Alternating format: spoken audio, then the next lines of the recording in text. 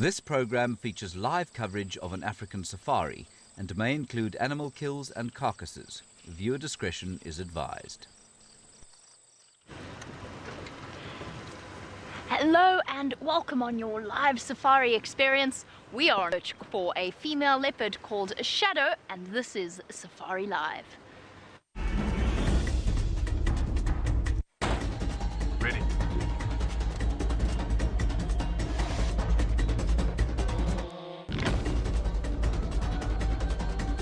Standing by.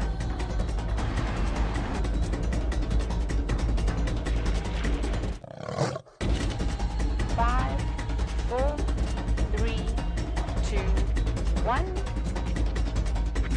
You are live, you are live.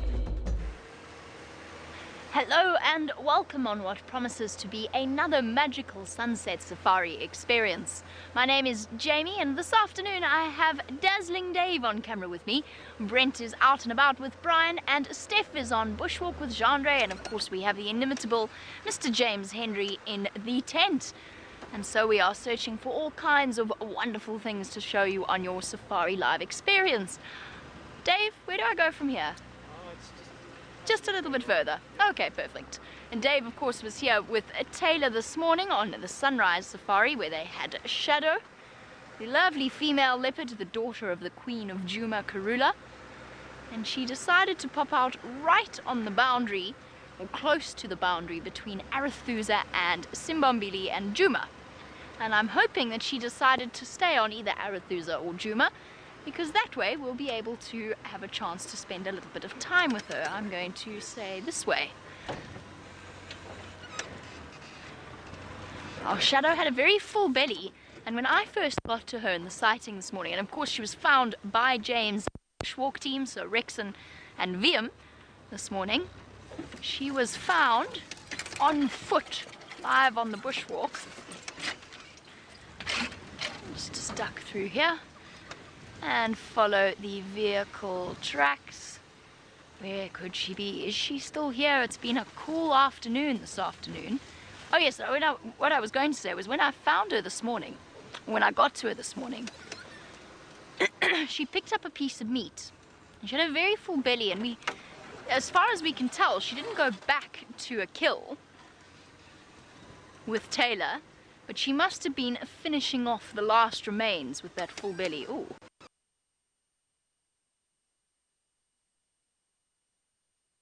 Against her still being here. A little steenbok just over that dead log.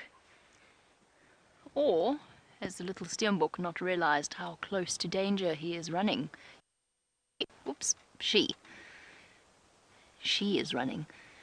Now, a little steenbok of this size would most definitely be on a leopardess's menu.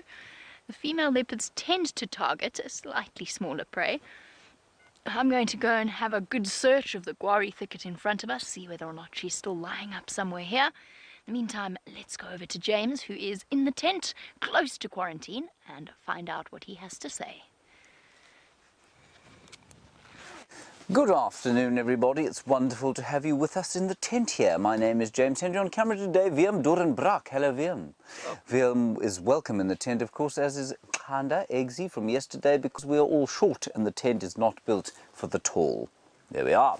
Now, we have a number of interesting new things to show you. The first thing, of course, is that Ronald the rover is back up and running. So let's go and have a look at his feed. That's him over there. I'll click again. Let's see if, there we are. There is Ronald. Now watch him move, everybody. There's nothing coming down to drink at the moment, simply because it's a little bit, well, it's a little bit windy and blustery out there, so not very cold at all. And that is a look at Vuyatela Lodge. Ronald can go round. You can see some clouds there scudding over the sky. And from there, we'll just go a little bit forward now. We expect perhaps one or two impala and perhaps the odd zebra and maybe a warthog or two to come along during the course of the afternoon.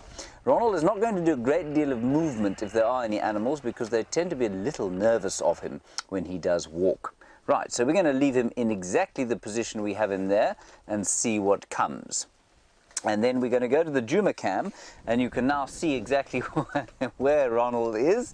There he is. I'll just give him a little wiggle so you can see he's alive. There you are. Very nice. Thankfully he didn't drive into the water. Alex would have been very upset with me.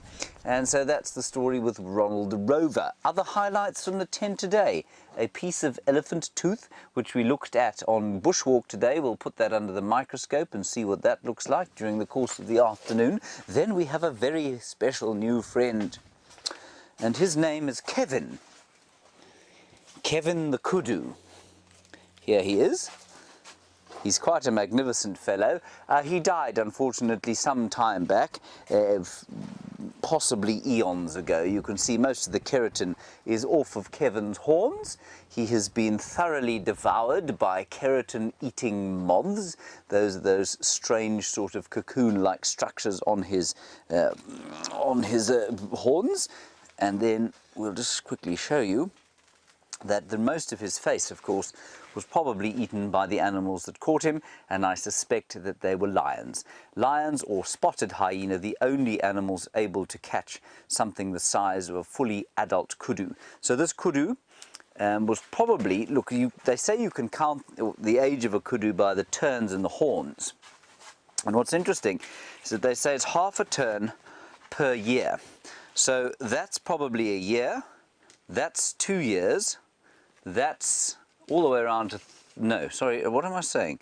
Yes, that's about right. So 2 years to there. So he was probably only about 4 or 5 years old when he was unfortunately devoured by the lions. Let's head across to Brent Leo Smith after his unspeakably wonderful drive yesterday evening. Let's find out what he's going to dish up for us today.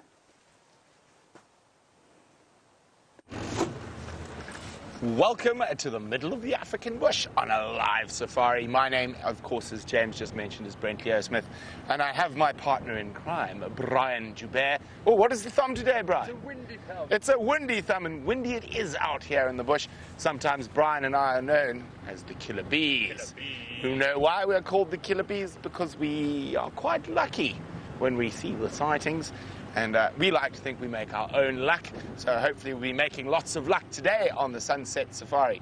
So Jamie's on her way to go check around where Shadow was last seen. Shadow's a female leopard who holds territory right on the western periphery of Juma Private Game Reserve, is where we're driving at the moment.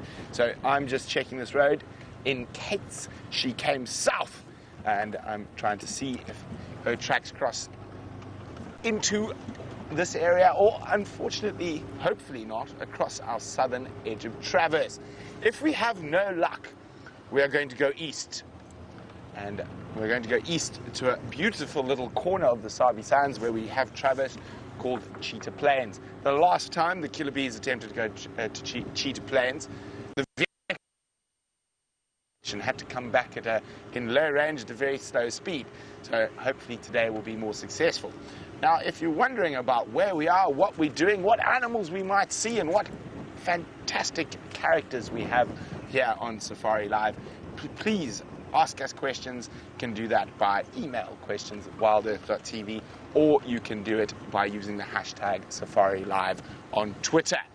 So it is a slightly overcast day, windy, so good for the cats, not so good for the prey species, the herbivores.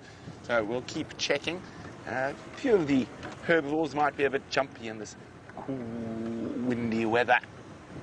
But hopefully we can find a hungry cat or three on the prowl in this weather. Now, of course, James did mention we had the most unbelievable sunset safari last night. And for those of you who might be new, I'll give you a little bit of background. Our main pride of lions that we get here is called the Nkahuma Pride, named after this very tree. Not this very tree, but a tree on the same species as this tree. It's a brown ivory tree, and in Shangaan it is called an Nkahuma tree. So the first time the pride was ever seen was sleeping in the shade. Of course, not much shade under this one at the moment, but there will be a lovely green flush a little bit later in the year. Unfortunately, no lions under it at the moment. But, who knows, maybe tomorrow. But the Nkahuma Pride are currently filled with 8 bundles of joy, 8 little cubs. And about 3 nights ago or 4 nights ago, unfortunately 2 of those cubs got separated. And lion cubs have a very high mortality rate out here in the wild. About 70% of them do not make it through to adulthood. So very high mortality rate. So when cubs get lost from a pride, it's not so common that they get reunited. But we were there, and we were right there in the middle of the reunition. What word am I looking for, Brian? Well, for the wonderful coming together of the Nkahuma cubs with their siblings, cousins, aunts and mothers. It was absolutely beautiful, and I know a few of our regulars were moved to tears. So very, very nice to have a happy ending. Quite often when it comes to cubs out here, the endings are not so happy. I just want to have a look at something here. There's some male lion tracks. So I want to see if they go into Hoffman's or if they go into Arethusa. Now, if they go into Arethusa, we'll let Jamie know because she's much heading towards that direction. And I heard there was a dead buffalo around Red Dam, so maybe those lions have sniffed it out. Let's have a quick look where these tracks head towards. Let's have a look. Brian, do they cross over on that game path? Doesn't look like it. There is a track. Yeah, Brian spotted a track. Okay, well, while we try to figure out what's going on here, let's go see how Jamie's doing a little bit further to the west of us. I'm also trying to figure out what is going on here, although a slightly different situation to the one that Brent finds himself in. Since Shadow is not where she was left this morning, which with cold weather like we've had today was kind of to be expected, decided to come back and see whereabouts, or come back to the spot where she picked up whatever she picked up this morning.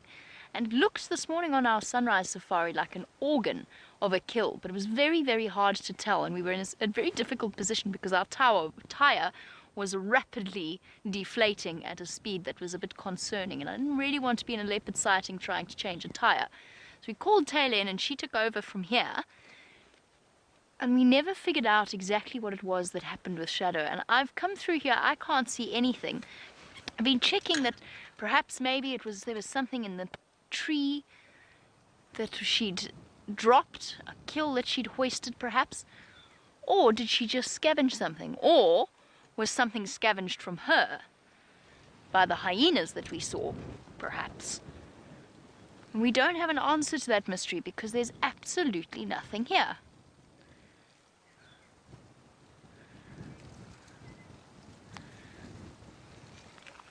I was really hoping, I have to be honest, that she had a kill hidden somewhere here, and that her disappearance then would only mean one thing really, and that's that she's gone to fetch Zara. Unofficial name. Zara being her 6-month-old cub, and it's not actually her name, it's the name that James gave them. Long story short, it's all part of the royal family connection. So, UK expat, I haven't heard anything about Shadow's cub. It's not looking, it's not looking positive, but at the same time, we've just had that incredible reunion with Brent and those little lion cubs. Admittedly, Shadow,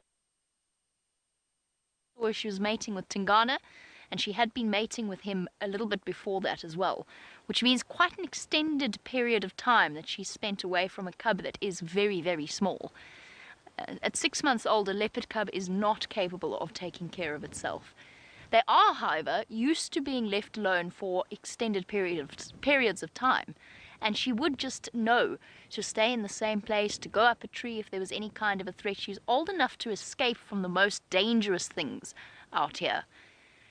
So I haven't given up just yet. So I'm hoping, well, I was hoping that there was a kill here and that Shadow had gone to go and fetch her, because she did have a full belly, but there's no sign of anything.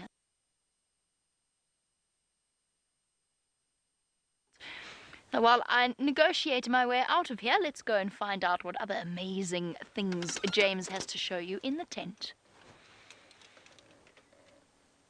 Hello everybody again. It is not the impala talking to you, it is I. And I'm here to show you something quite interesting called a lichen, which many of you have seen and I've shown you on Drive. I'm going to attempt to show it to you in hand first, mainly because, well, no. We're going to go straight to the microscope because it has, let me just find it in focus first. There is so much wind at the moment that everything keeps disappearing. Right, there we go. You can see that now. Now, that doesn't look like much, does it? A lichen, of course, is something very special that grows on rocks and trees and just about every surface on planet Earth, bar your own face. And if we just change the focus slightly as we go, what you can see is little bits of green. You can also see the wind blowing, very irksome indeed. And that bit of green there is a cyano or bacteria or an algae, one of each. And they live in amongst the filaments of a fungus, and that's what that is. And it's called a composite organism, and the organism itself doesn't show any of the characteristics, or very few of the characteristics of its composite parts. So I'm just going to try and get you a slightly better picture. There we are. That's much nicer. I can't actually lift the eyepiece of the microscope because unfortunately it will then disappear. So there you are, and it manages to survive, oh goodness gracious, I'll have to hold it very still. It manages to survive on various bits and pieces, either from the host plant or rock that it lives on, and largely probably from the air, I think you'll find. And I think what's so interesting about this is that it's a completely different kingdom of plants. So it doesn't, it's not a plant, it's not a plant, it's not a bacteria, it's not a fungus, it's not an animal. It's entirely in a different kingdom of its own, and it's probably not even definable as coming from a different kingdom simply because it is this composite organism, and so in many respects represents some kind of, I suppose, piece of evolutionary history that we would have, or organisms like us would have experienced way, way back many millions of years ago, and it's going through that phase now where you know that in your cells you've got these things called mitochondria, which used to be bacteria, and they're just part of the human makeup now, in much the same way that the lichen is now made up of fungus and cyanobacteria or algae. So that's the story of the lichens, not to be confused, of course, with werewolves. Let's go across to our very own werewolf, Mr. Brent Leo Smith.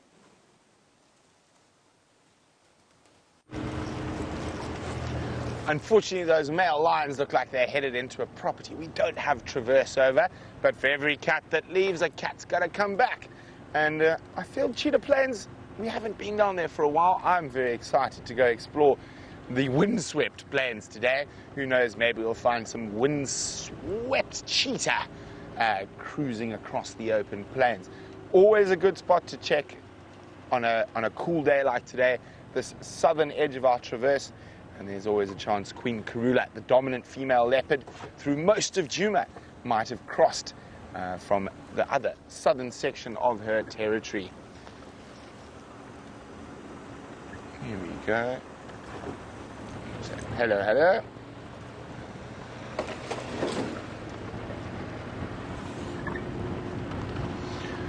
But while we keep looking in this wind-swept African scene, Jamie's got something who's almost above the wind.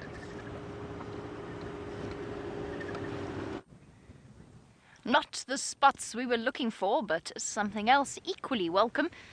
A large male giraffe is standing at this very start of this open area, staring off across into the distance. Look at that, he's got a funny ear, or am I imagining that? No, I don't think so. Definitely got a funny ear. Ah, look at him. Isn't he magnificent? Oh, standing ruminating. Apparently this particular gentleman was seen the other day at the Pan. He's very, very easily recognizable with those bald patches around his nose, and then that sort of cauliflower-type ear that he has happening there. It's droopy. He immediately stands out. Not, of course, that a giraffe that is 6 meters tall wouldn't stand out almost invariably. Now, perhaps with his extra height he knows where Shadow has gone. I tried asking him, but giraffe are notoriously quiet creatures. Or perhaps I'll be able to get some of that information out of him in the future. What do you think, mister? Well, we're going to go search for our spotted cat. Well, whether or not we find her, stay tuned to find out after the break.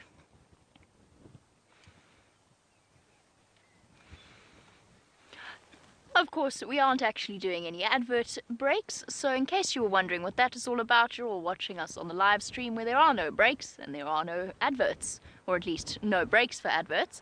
So, as you know, we are rehearsing for bigger and better things in the future, or at least bigger things, and that requires some polishing of our usual standards. There, for example, Kirsty's going to shout at me when I get back to camp because I ran over time.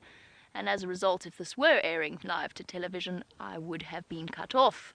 So that is why we need to practice, because clearly we are out of it. Sorry, Kirsty. And meanwhile, our beautiful male giraffe is just standing, ruminating completely peacefully. I love watching them ruminate. It's one of the most peaceful experiences you can enjoy. First, the mouth will get thoroughly chewed. Thoroughly chewed in this case. Okay, now really that's chewed. I'm sure that's chewed. Perhaps we should take notes. Oh, there we go. Down it goes. And up comes the next one. How cool is that?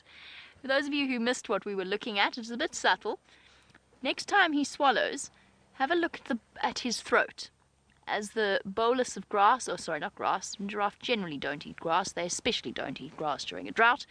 Have a look at the bolus of leaves that he swallows, and then he brings up the next one, and you can actually see the reverse peristalsis of his neck muscles as it moves from his stomach up into his mouth. You'll see it with the next one. You see what I mean, though? It is a very peaceful process.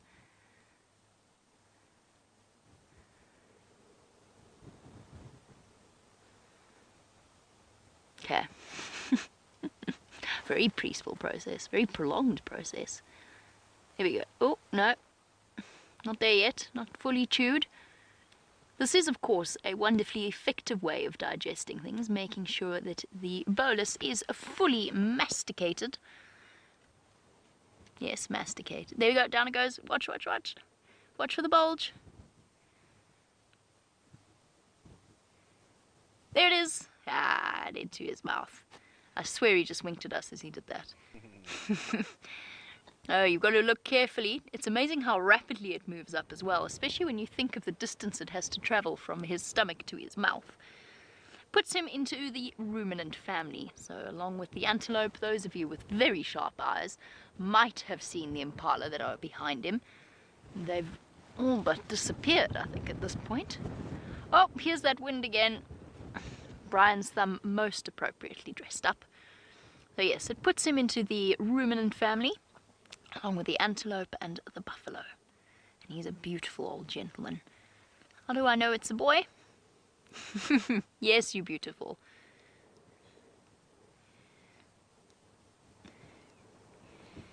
His height and the bald patches on top of the horns on top of his head, which are of course not called horns, they are called ossicones. Oh, and the next bolus comes up. I could quite happily sit here all day and watch him ruminate, but I'm not going to do that. I'm going to send you back over to James to find out what's happening in that tent. Well, a number of things are happening in the tent here, and of course we're in pretend ad break, and so we're going to sort of waffle for a minute until we come out of pretend ad break, and then we'll go into the real meat and vegetables of what we want to do here. I'm going to give you a sneak preview, everybody, in the imaginary advert break, who there is our little newest friend in the tent.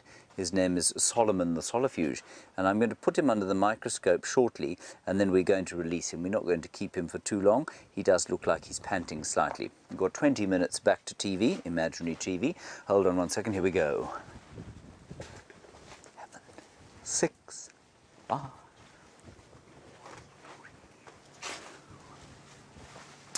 Welcome back, everybody. It's great to be with you here on your live safari from the middle of the Kruger National Park, the western fringes thereof. My name is James, Viam's on camera, and today we've had some amazing giraffe. Brent is out looking for lions, Jamie's out looking for leopards, and Steph, well, he's wandering about here trying to search for the smaller things of the bush. Right down here we have a special quiz for you.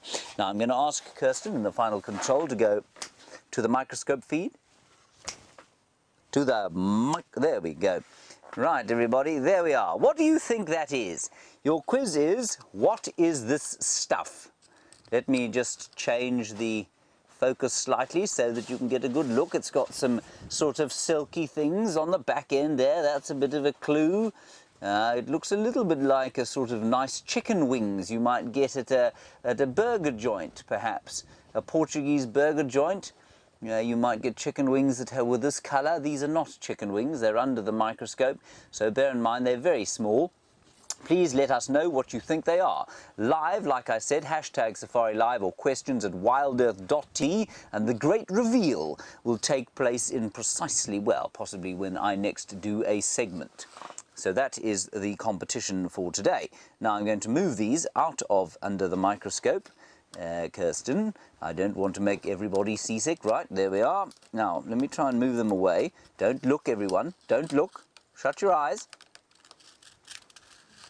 I'm watching you. I'm watching you. Now, we've got another nice thing to look at here.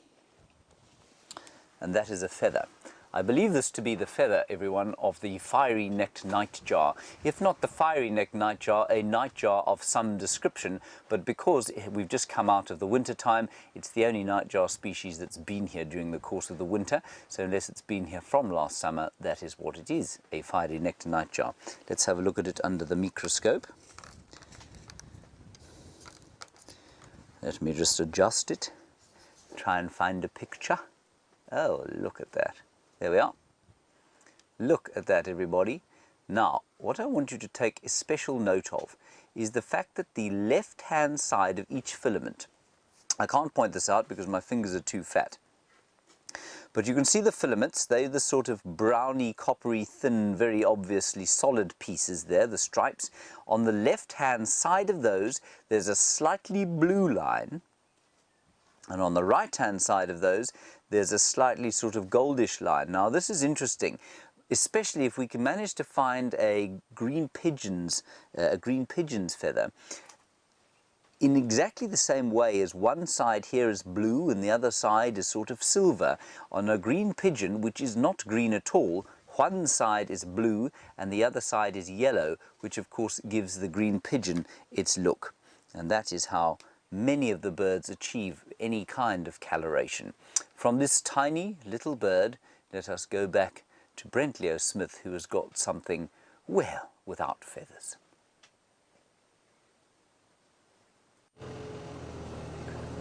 So, even things without feathers are capable of moving into impossible places. There we go. Now, there is a little elephant. Now what I'm doing is I'm hoping they're going to move out of these thickets and closer to the road. We don't really want to disturb them. Elephants quite often don't like these strong winds. Now what are you so fascinated about there, little fella?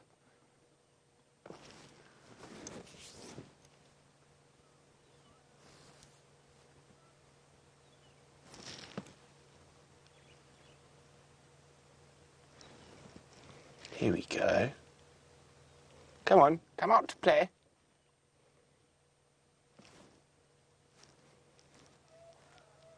Oh, hear an elephant trumpeting in the distance. Oh, there we go.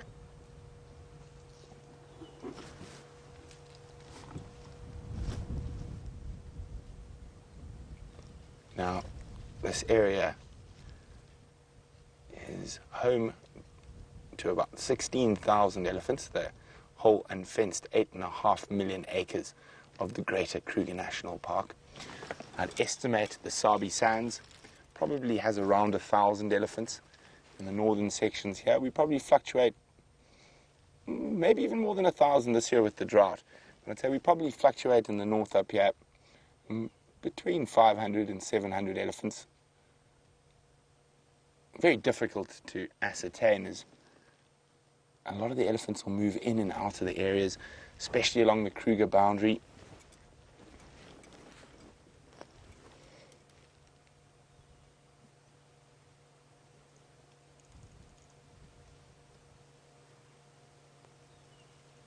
Now that little one hasn't quite mastered the use of his trunk yet.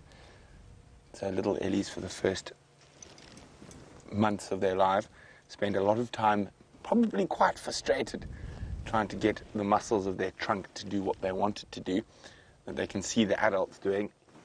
So they also spend quite a bit of time playing in comparison to the adults. Now, because they're reliant on their mother's milk for food, they're not so focused on feeding.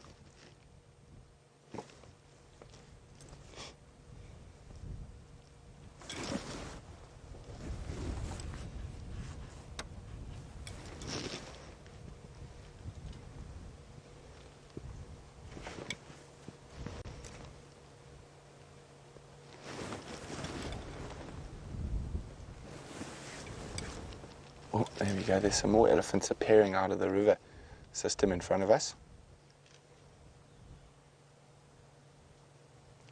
Looks like a young bull. No, young female. As we sit quietly and listen, there's a lot of elephants in this area. Fortunately, they are in the thickets, which is not uncommon in this very windy weather.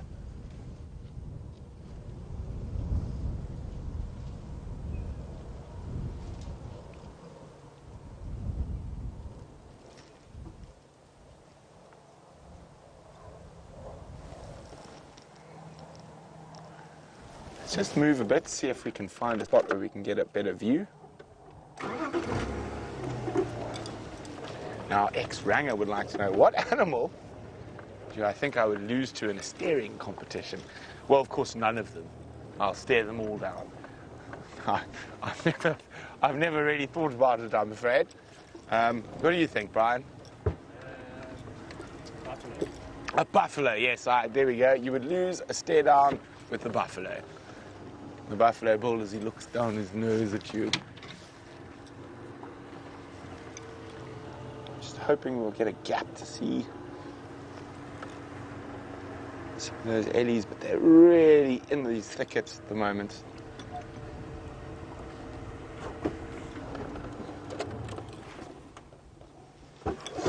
It's about the most clear view we have.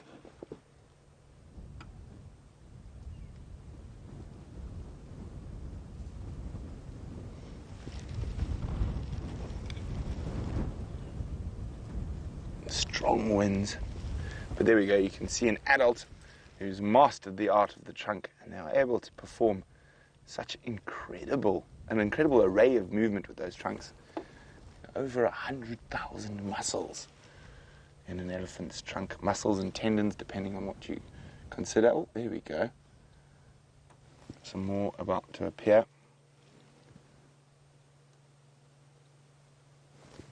And there comes the littly.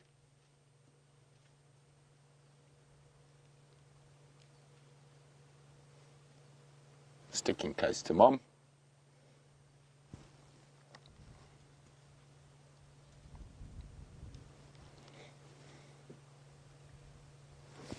You can see quite a lot of elephants around, just through the bushes at the back.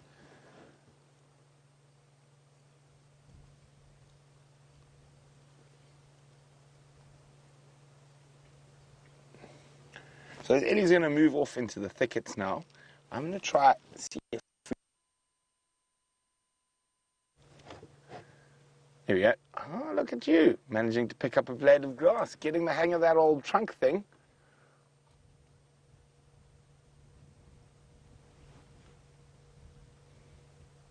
Using its foot. Practicing. So you'll often see the adults use their foot to dislodge grass or roots or trees. And there we go, the baby practicing the same behavior.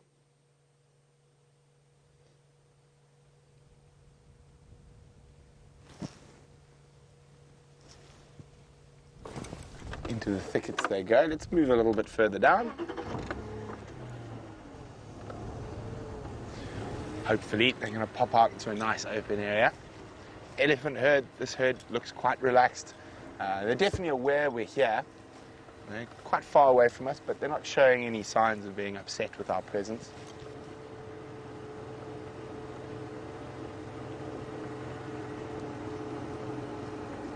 And they're really going into those quarry thickets now. Let's see if any of them have come up the other side yet.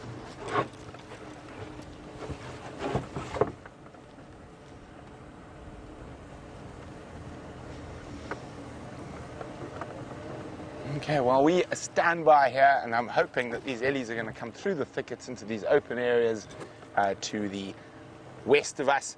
Let's go see how Jamie's faring far west from here.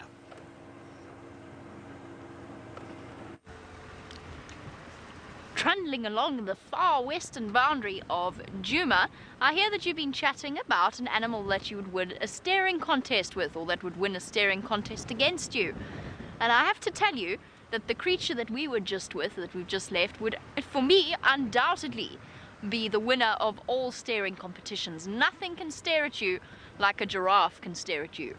It's actually part of their defense mechanism. They'll all stand and stare and intimidate a predator. Basically, it's their way of saying, we've seen you, we're watching you, and keeping an eye on you. Which is kind of why I said perhaps that giraffe knows where Shadow might have gone, because our spotted minx has pulled a disappearing act. They might know as well. They're very much... Oh, there was a moment where she looked a little tense. A lovely pair of female impala. And I think they were actually one of the things that gave Shadow away this morning. With James, he was following or having a look and investigating why the impala of Impala Plains looked so upset. They do give off that very sharp barking alarm call when they spot predators. And is it by imagination, or are they starting to look a little bit pregnant? Just a little bit round around the belly. A healthiness that is not sort of fully carried out by the, or borne out by the condition of their hips and their shoulders. So they're looking thin, but at the same time, most of our impala ewes are going to be pregnant. I think they are starting to show signs of pregnancy. Onwards to Red Dam with us to see whether or not Shadow has gone for a drink with her full belly. While we do that, let's go back over to the tent and see what's happening there. I do hope Shadow has gone to have a drink, although today, like I said, as Ronald is finding, nothing much seems to be very thirsty. Now, we have a number of answers for our quiz today. And you thought we were looking at burned bark or steenbok dung. Your first guess was slightly closer than the second. I'm afraid, Kevin, you thought, or P. Hart, sorry, you thought it was a spider larder. I can see why you thought that as we look at the silk here, but it wasn't that. And then Taya, you said bug droppings. Lol. Well, they are, I'm not sure how lol they are, but they are certainly a kind of bug dropping, I suppose. It is what we call caterpillar frass, which basically means the dung of caterpillars, found very kindly by Taylor underneath a Combretum calinum plant. So that's what that is. And I'm just going to take it out now and show you exactly what it looks like for reals. And that's there what it looks like. And it's stuck together. Of course, a caterpillar is an organism that is able to produce lots of silk, of course. They produce a huge amount of silk, and that's how they make their little cocoons. And I suspect that these particular caterpillars are under the ground in cocoons waiting for better times, or waiting for the rain, which with any luck will drop fairly shortly. So we'll put that back. Now, we're about to go into an advert break, so please do join us afterwards. And during the advert break, I'm going to be preparing Solomon the Solifuge, and hopefully you'll come back and see the unbelievable detail on him. So stay with us, go and make your coffee, and we'll see you shortly. Obviously, we're not really an advert break, everybody. We're just pretending. I see. Sorry, I was supposed to shut up there. Thank you, Kirsten, for that. Shall we do the solifuge now? Shall we wait for everybody on the imaginary advert break to join us? Right, let's go to Jamie with the giraffe and then the solifuge.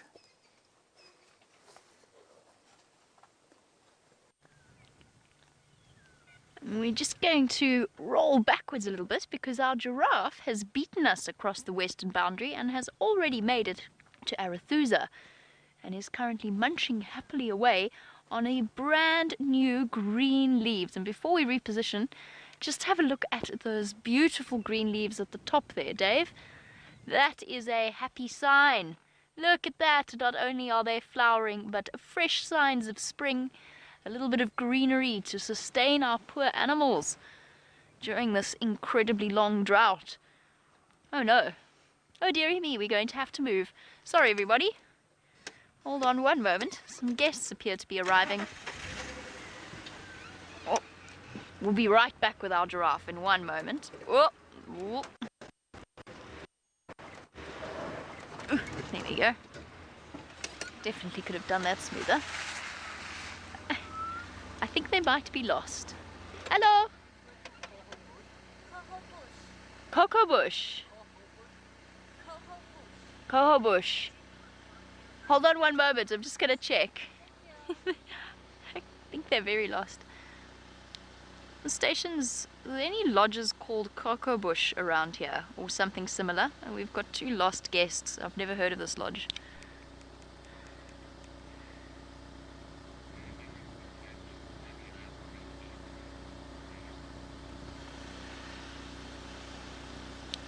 Okay, copy. Thanks, Brent.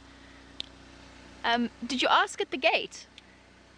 Yeah, but not sure still. Okay, hold on. I'm coming to help you now. Sorry, we're broadcasting. No, it's fine. No problem. I'm just going to put Dave where we can look at the giraffe quickly. I'm coming to help you. I'm coming to look. Let me see in 1 second. Okay, I'm just going to help these poor lost guests out. They're looking terribly desperate. And while I do that, I'm going to send you over to James so that he can keep you thoroughly entertained while I do that. That amuses me an enormous amount. Oh well, I'm sure they'll find their way home sometime. Maybe not, but at least they're in the world's most beautiful country. Now, let's go and quickly have a look at Ronald. Ronald? Oh, we can't go to Ronald. We can go to Ronald. There we are. There is Ronald. You can see that he is not, in fact, seeing anything. Nothing has come to see him, but we have moved him. And you might see the most interesting thing in the top of your picture there, of course. I'll just move him a little bit closer to the edge of the water. You can be very sure that there's a panicked Russian sitting in the final control right now in case I drive over the edge here. Ooh, watch out, Alex. What you can see on the sort of middle of your screen is the log. Just follow the line of the log to the left and you'll see a round thing. That is the Nest Cam, everybody. And the Nest Cam, of course, has been providing us with great entertainment. Unfortunately, the elephants have removed the power supply and it is no longer broadcasting as far as I know. Now, let's come back to me. We're going to have a look at this elephant tooth underneath the microscope. Elephant tooth, of course, is ivory. And let's just try and make this clear. There we go, you can see that now. It's not quite as astounding as I thought it was going to be. It just looks like a white screen there, doesn't it, Kirsten? It's not that's really not very amazing at all. Okay, well, scrap that. It looks better like that, actually. Right, good. Okay, well, that's that then. Now, I don't want to quick do the solifuge just yet, of course.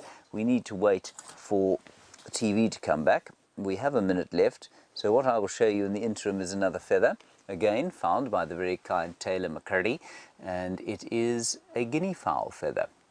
These are in high demand around the world for various decorative purposes, and you can see why. We might have a quick look under the microscope. Let's have a look-see what it looks like. Oh, there we go. That's actually really lovely. See that? All the black there is melanin. The white is probably just an absence of melanin. Now we're going to go back into TV, everybody, imaginary TV, of course, but we're going back into it shortly. 20 seconds time, everybody. I hope you're all ready. Are you panicked and ready? Here we go. Okay, 10 seconds to go, roughly. Are you ready, everyone? Here we go. I hope the imaginary TV audience is back. Welcome back, everybody. It's good to have you with us. As promised, a live view of a solifuge. My name is James Hendry. VM is on camera. Out in the bush on foot, Stefan Winterboer. Don't know where he is right now. Jamie's looking for leopards. Brent is looking for lions. It's a wonderful live safari show here from the middle of the Sabi Sand, which of course is the western fringes of the iconic Kruger National Park. 8.5 million acres of untrammeled wildlife wilderness wonderland. That is many W's. Now, let's have a look at this quite astonishing creature that will make your blood cold. Look at him. Now, everybody, that is a solifuge. Now, a solifuge, in some parts of the world, known as a red Roman, a sun spider, but it is not a spider. And it is, believe it or not, and I actually almost don't want to tell you this because it looks so beastly terrifying, it's utterly harmless to human beings. Those things that you can see it breathing, those things in the front there, the sort of sharp end, if you like, are fangs, they're teeth, and they're on the end of what we call chelicerae, so the sort of fat, sort of pulpy bits there. And those things that look like legs, those front things that are now in the center of your screen with all the hairs on them, are actually pedipalps, which is a part of the mouth parts. And what they do with those long hairs, which are known as trichobothria, in the same way that they are on spiders and scorpions, they're sensory hairs, and they help those pedipalps to grab bits and pieces of prey, which would be normally other kinds of insects and maybe even other solifuges. They're voracious predators, and they've also got little suction cups on them. You might just be able to see a few little sort of thickenings towards the end of those trichobothria, so they help to grab whatever it is that this solifuge wants to eat. Then have a look at his eyes. They're called median eyes. Sorry about the jerkiness. They're called median eyes. And I just think this is the most amazing thing, especially as you can see he's breathing. Now let's just move slightly back on him, and you can see his little trachea sucking in air. We're going to release him. Look at that. I don't think that's air. I think that's the hemolymph, that's his blood being pumped through his body by a little fairly uncomplicated system of valves. How cool is this? There's the abdomen, and you can see the back legs, very long and powerful.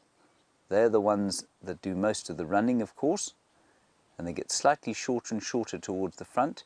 And there, that short bit there is the front leg, and it's not really used as a leg so much as it is to help the pedipalp, which is the thing on the top there, to push things towards those deathly fangs. How cool was that? I think this is the most amazing thing. We're going to release Solly simply because we thought about freezing him or perhaps acetoning him to death and pinning him on a piece of polystyrene, and then none of us could bring ourselves to do it. So we're going to release him, and hopefully we'll find another one sometime. Let's head across to Jamie, who has not got a solifuge. She's got a mammal with a real heart, a big one.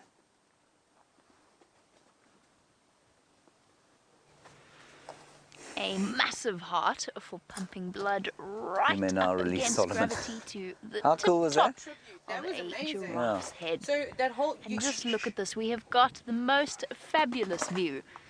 Before we go into our giraffe, I should just tell you that our lost guests were well on their way to finding where they needed to be. It was not a new lodge. When I got out and read the name of the lodge, it was in Coral. Those of you familiar with the area will know that that is where Shanae works. So there you go, in Coral Lodge. But luckily for us, our giraffe has shown a tremendous amount of patience, perhaps attracted by the irresistible lure of the green knobthorn leaves. Finally, proper signs of spring to help give our poor animals a break from their somewhat boring diet.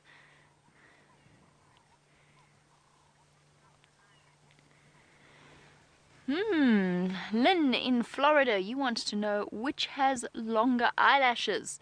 Would it be an elephant or a giraffe? An elephant, but only just. You can have a look at the beautiful lashed eyes of this male giraffe, but have a very quick look because he's moving off, and we're going to have to as well in a moment. Isn't that beautiful? So elephants definitely have long eyelashes.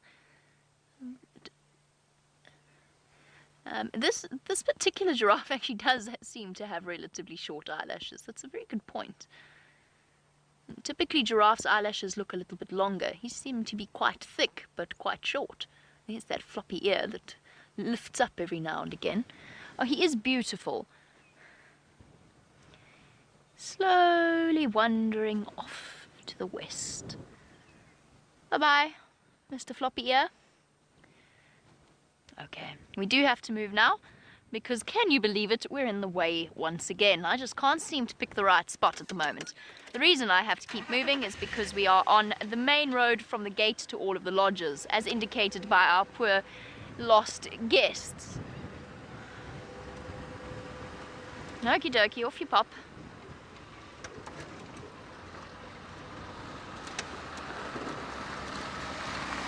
Since our giraffe has disappeared, I'm going to move off this main road before I slowly drive myself insane.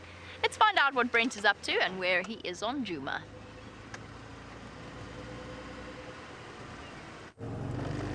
Guys, I'm just listening to an update on the radio.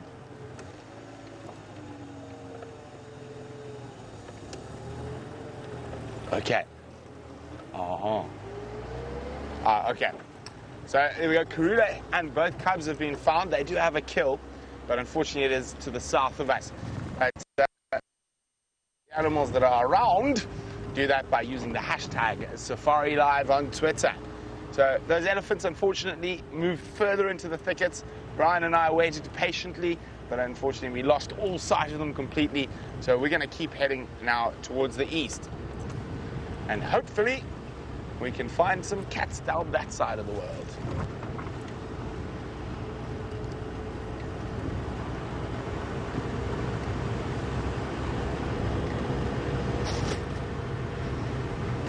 We were looking for Karula in this area, and for those of you not sure, Karula is the dominant female leopard, but it seems that she's just out of our traverse area. But there we have a fluffy bottom. Oh, a mobile fluffy bottom. Oh, and baboons. So there's a waterbuck. And I'm going to try get you a view. Brian, you see that tree that looks like it's moving too much for wind? That green one there. There was a baboon in it. Yeah. No, so come out. To the right slightly. Keep coming. That one. That green one. I think it's jumped down. And there's a troop of baboons around here. I'm going to see if we can get a view of them.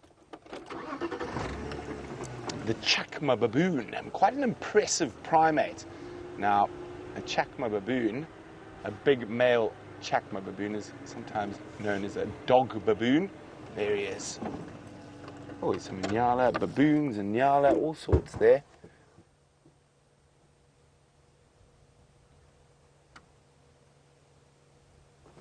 Moving through the thickets. Okay, let's try and see if we can get a bit closer. Now, a lot of these animals are going to be a little bit nervous in this windy weather. Let's just get in there. See if we can catch the tail of the troop. Now, at the moment, the baboons, you often find them with impala and inyala and other animals. But when those other animals have young babies, baboons are a threat to them. Now, especially when the impalas give birth, big male baboons are really fond of baby impala flesh. Looks like they're going like most things today in this really, really, really windy weather, they're proving to be a bit skittish. There you go. There we go. It's a female. You see that very distinct swelling around her nether regions? That's to signify that she is an estrus. So they have visual signs as well as chemical signs, baboons. So when a female's bottom is swelled and red like that, it means she is ready for mating. Oh, there's still some more coming through in front of us, Brian. Oh, no, I don't think he noticed us. Oh, it's having a dig. What did it find? Oh, it's running now.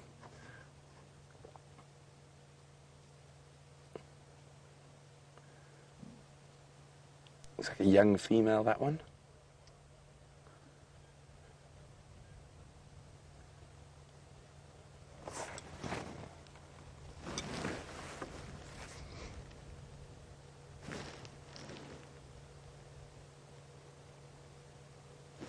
Oh, off they all go. I think that's the last of them. We do have quite a few other creatures around us. There we go.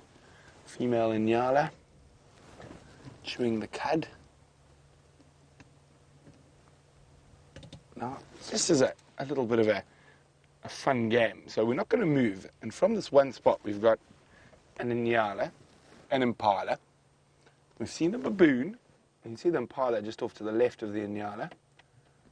And we've got a waterbuck over here. So we're going to go all species, not just mammals. We're going to see how many different species we can see without moving. So baboon, Inyala, impala, waterbuck. So that's 4 so far. Okay. Oh, I'm not allowed to move. That's so frustrating. But it should come out into the open shortly. There we go. So, what have you got, Brian? You spotted something. No, just come out a bit. Oh, there we go. That's not one I saw. What bird was hopping across the ground there? Oh, here we go. A little white-browed scrub robin. Skulking away. Well spotted. So what's that now? 5. Now, there. No, there we go. The rear end of a Natal spurfowl, Natal franklin. 6 species. I can hear some babblers in the river system.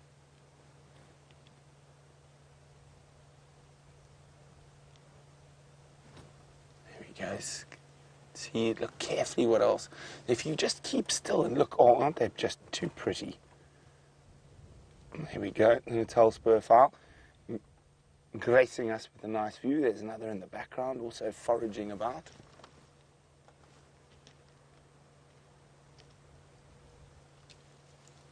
Now, in this cold, windy weather, it pays to just stop and look a little bit carefully, because there are amazing things around if you take the time to find them.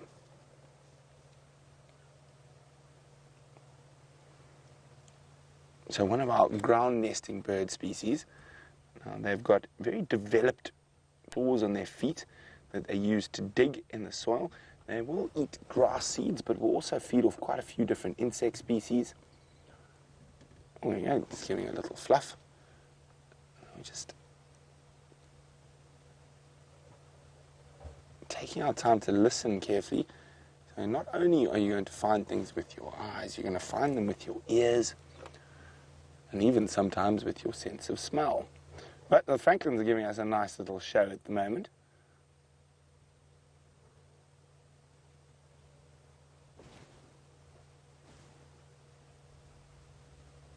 So I think that's a trick for today. If we find one animal, we're going to stop. Oh, the baboon's shouting behind us. Wow!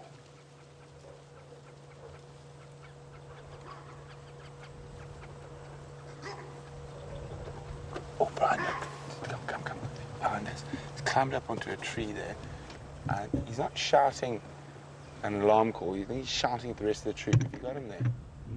Oh, there. Look at him shaking that. That's a dominance display.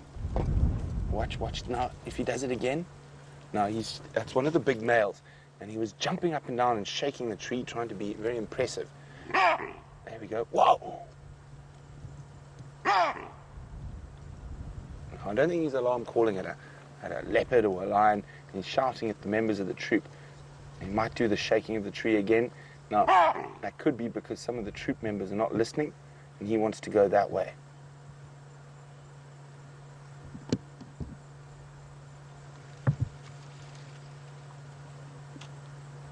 Hi, Isabella. Oh, he's going to go shout at someone. He's going to go chase one. Let's just listen carefully. Sometimes there can be some great noises after. See, there we go, he's chasing. Looks like a youngster. Can't really see. And he's trying to herd them all. Isabella, I'll answer your question now. There we go, off he goes. Now, after this, sometimes you hear screaming and someone is getting scolded. Oh, off he went. Wow! Okay, so Isabella's wondering, what do baboons eat? Now, baboons are omnivores, Isabella. They eat everything. Oh. Look up in the tree, Brian. There we go. Middle of the screen. There we go. He's chasing one who's moved into a smaller tree. Now, to get away from the big males, often baboons will move into very small trees with small branches that'll break.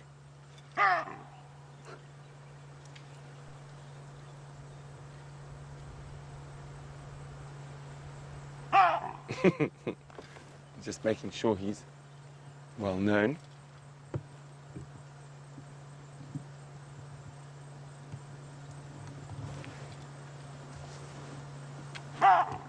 Just going to just see what's going on here.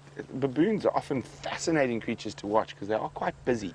So Isabella, sorry, they eat everything basically. They're like human beings. They'll eat meat, they'll eat veggies, they'll eat insects, they'll eat snakes, they'll eat lizards, they'll eat grass, they'll eat flowers, fruits.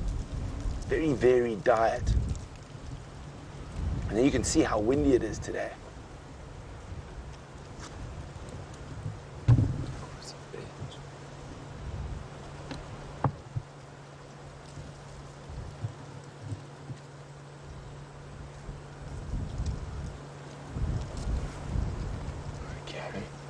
Now I'm just going to sit here. I'm just going to see.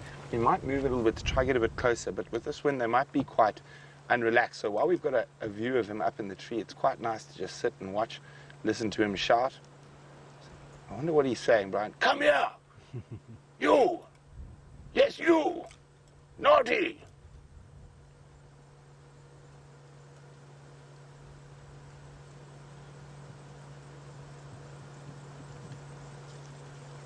Okay, let's just watch him a few more seconds. If he doesn't move, we're going to try and get a bit closer to him. But look at that, just sitting in one spot for a little bit. We've had waterbuck, inyala, impala, baboon, white-browed scrub robin, and Natal franklin. So that's 6 species without moving. But let's see if we can see what he's shouting at and if he's going to discipline the rest of his troop. But while we reposition, let's go to a different primate, but just as loud, but this one's inside a tent.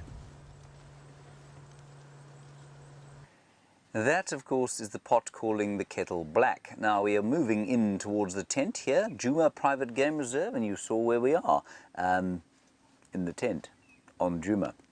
Good. Now you know.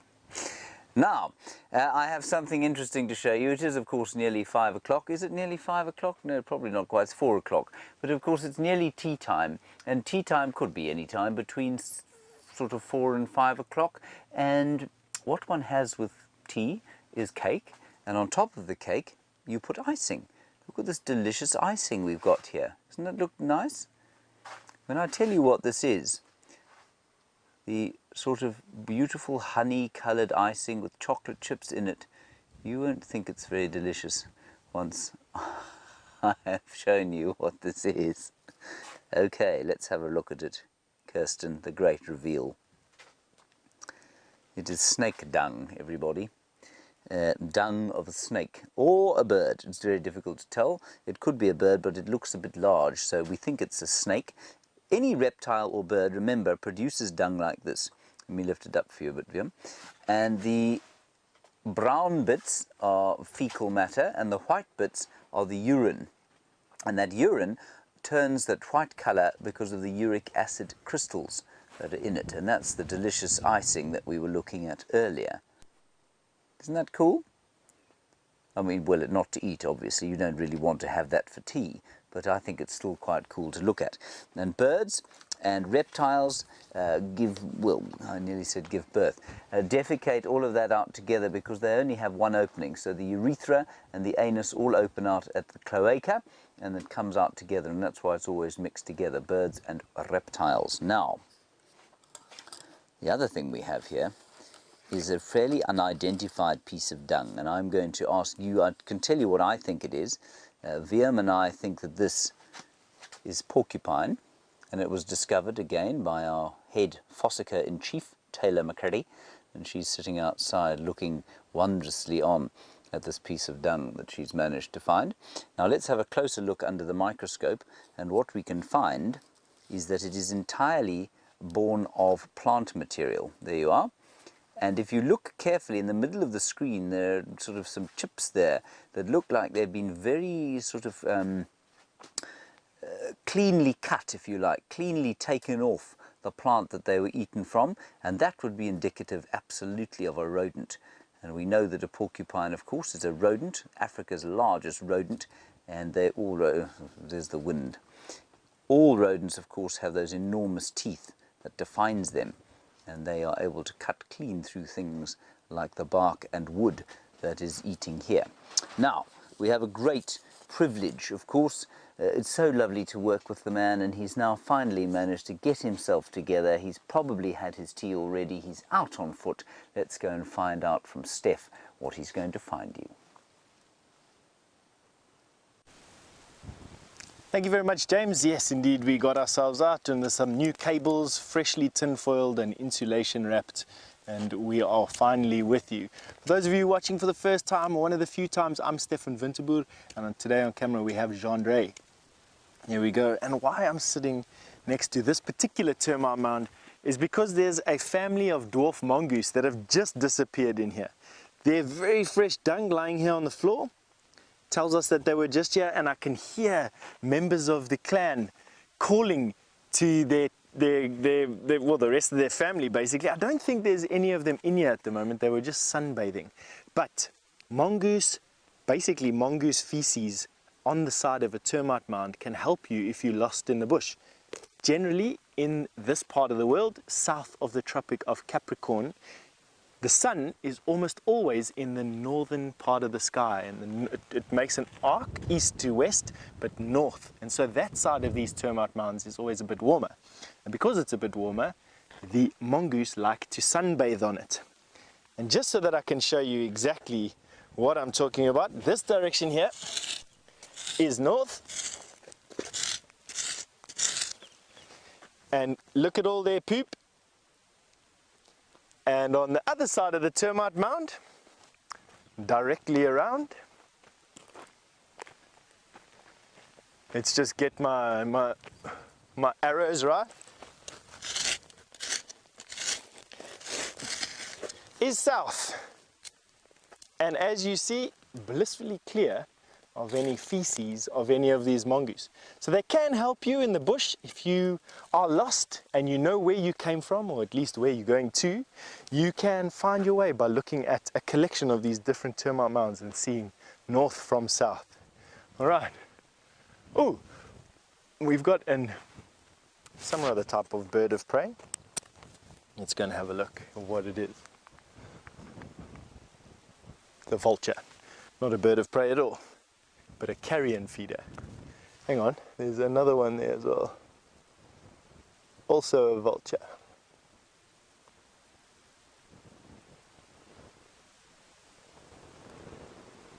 Ah, and from the carrion feeders to a bit of carrion itself, off you go to Jamie with a stinky buffalo carcass.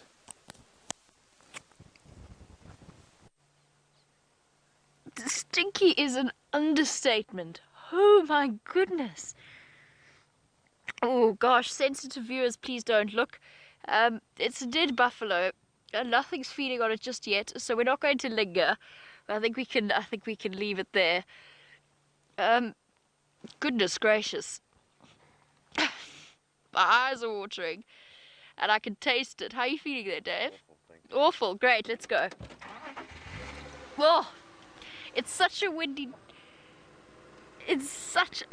day today. We're just to the south of Red Dam, and I think we'd be much better suited just going there instead.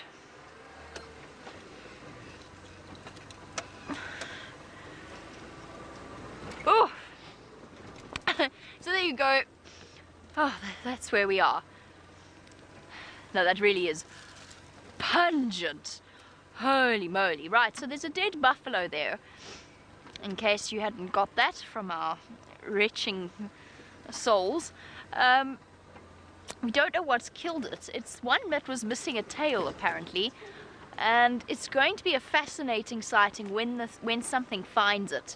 So there's a good chance it died of either old age, or probably old age exacerbated by the terrible conditions that our animals are under at the moment in terms of meeting their nutritional requirements. Whew, that's better. Breathe in the deep, fresh smell of the very clean Red Dam. It's better than the buffalo. Hello. At least you seem to be okay. So what we'll do is we'll come back to the dead buffalo at some point. Sorry, Dave. I think Dave just looked at me with you just looked at me with such disapproval in his eyes. I'm sorry, Dave. We've got to come back.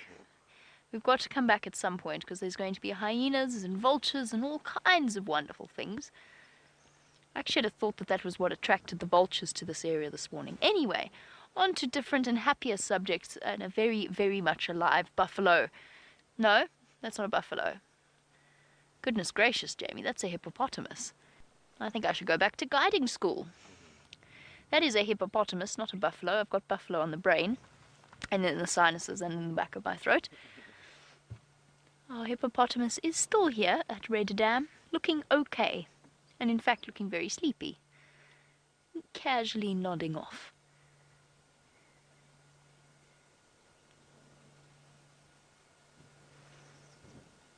Fast asleep. So this is the second dead buffalo carcass we've had near Red Dam in a couple of weeks, and if the same thing happens that happened the last time, which was that the hyenas dragged it into the dam itself, then our hippo will probably move out of this dam and go and see if he can't find somewhere else to be. Oh, look at that, he's giving us such a nice view of his bristly nose. Okay, boy. So that's not a yawn. That's not a tired yawn. Okay. So when hippo do that, that is not...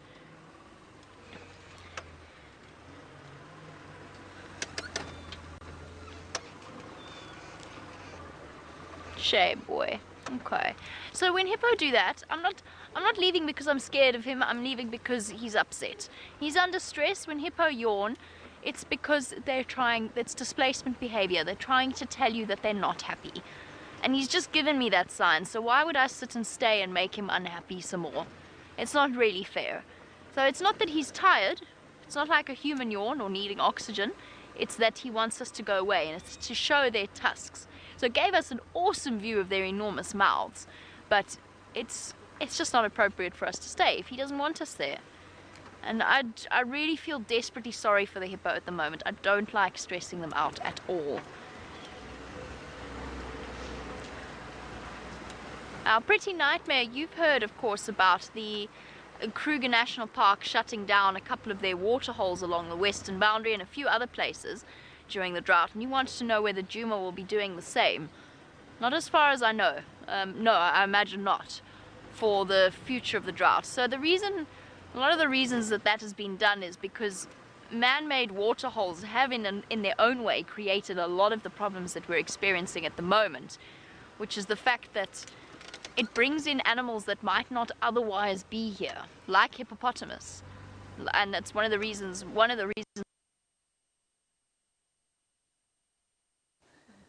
Here we go. Hello everybody. I don't know what we're looking at. Let's have a look.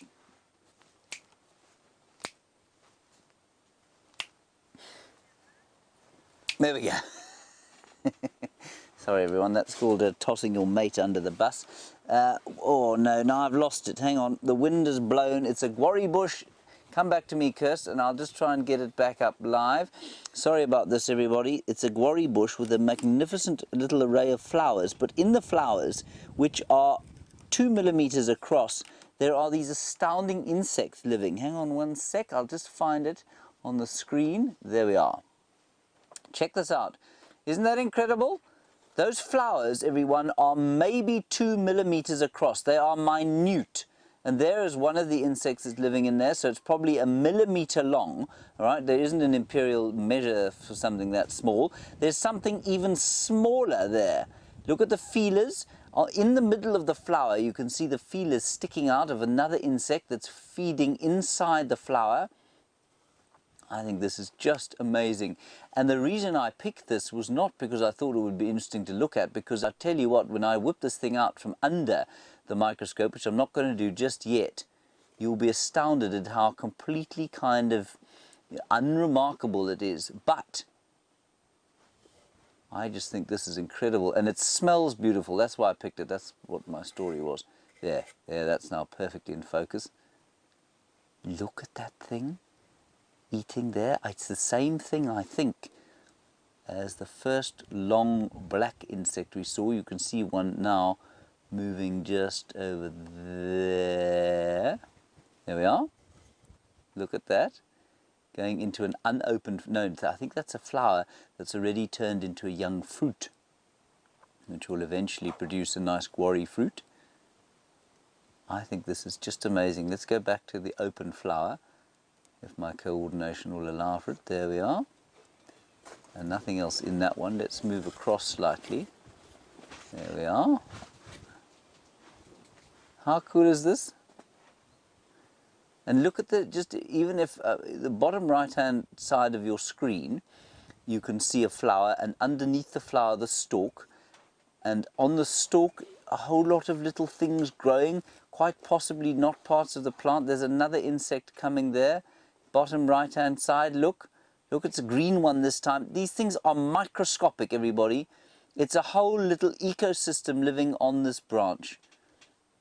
I think that those hairs and things might even be micro lichens, you know, tiny little lichens living on the plant.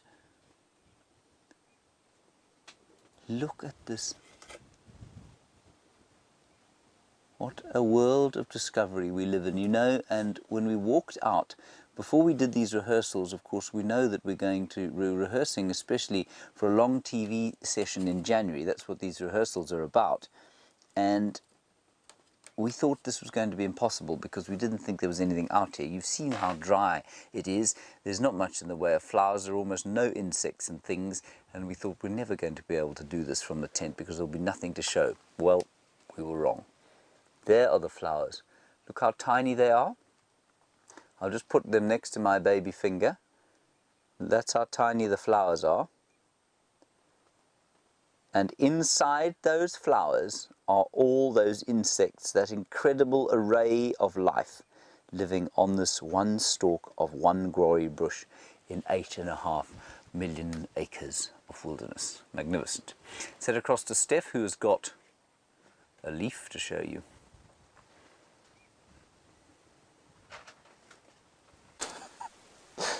I'm trying to camouflage myself from you because this is what it must feel like for a leopard hunting an impala in this particular type of bush at the moment.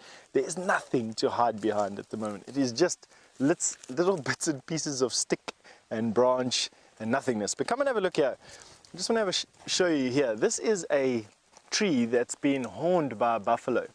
So what a buffalo would have done is use this stick between their horns and their ears to try and wipe off ticks. So I have ears like a buffalo, and I'm going to demonstrate to you exactly how they would have done it. But they would have put their ear behind this and then scratched up and down. But because their horn comes this side here, they would have rubbed the bark off. And as they would have been scratching like this, they would have been rubbing the ticks and bits and pieces of caked mud and everything off but it does injure the tree a little bit. And I think my point is the fact that this tree has recovered quite nicely. This is the hardwood, this is the piece of the tree that gives it its structure and its resilience. But this bark is where all the nutrients flow. And just have a look how thickened it's become. This tree has now obviously put a lot of energy into trying repairing itself. And I just find that quite amazing. Now, for those of you who are watching us on the internet, we are going to go to an ad break. For those of you who are on TV, please don't go anywhere. We're going to come back straight after this break with some more exciting stuff for you.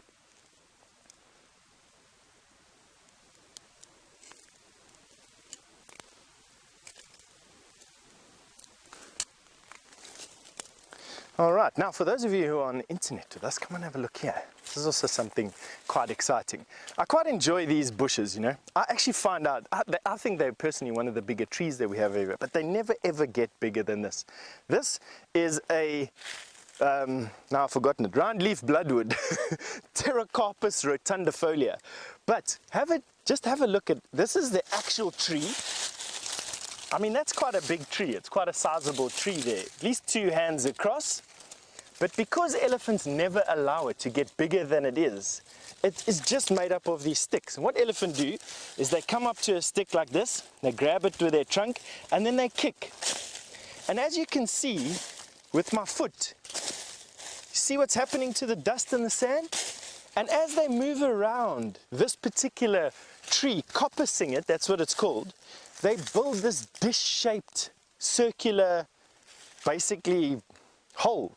But what's amazing is this tree sheds its leaves every single winter, and in this hole, all this fantastic compost, or humus, falls. Not humus, is it? Yes, it is humus. All this fantastic humus collects, and when it rains, this fills up with water. This then decomposes and feeds the roots of these particular trees, and they get massive. That's a very, very old tree, that. I'd love to know how deep these things' roots go. I don't think I'm going to be digging one out very soon, but in any case, that thing there I just find the most amazing, resilient. Just not fighting elephant, but just realizing the fact that you just need to basically go with the flow. And that's that. I'm going to have to show you for now. And I think Brent has something that he's dearly wanting to tell you about.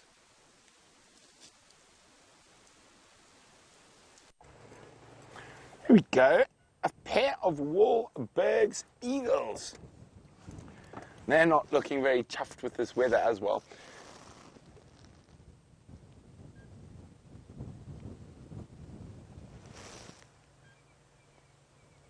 You can see how windy it is as they fluff about. I'm going to try to get on the other side of them where we can get a better look. Now, we're on Cheetah Plains, and I heard a rumor that the Styx were very close to our boundary, so I'm just having to see if there are any tracks coming across. Hopefully we can get a better view of those Wahlberg's eagles as well.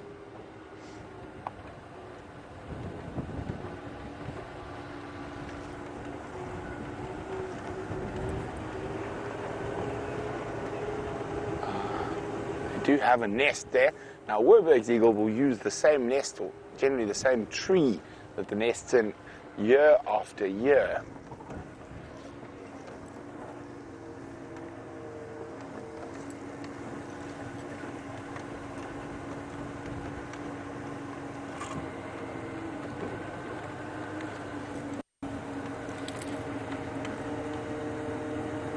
Okay. There we go. I just need to be on the radio for a second. There we go. There, the Wahlbergs.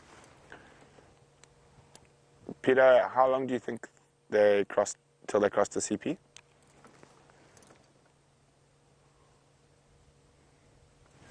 Copy. Thank you very much. There we go. Oh, really looks uncomfortable in this weather.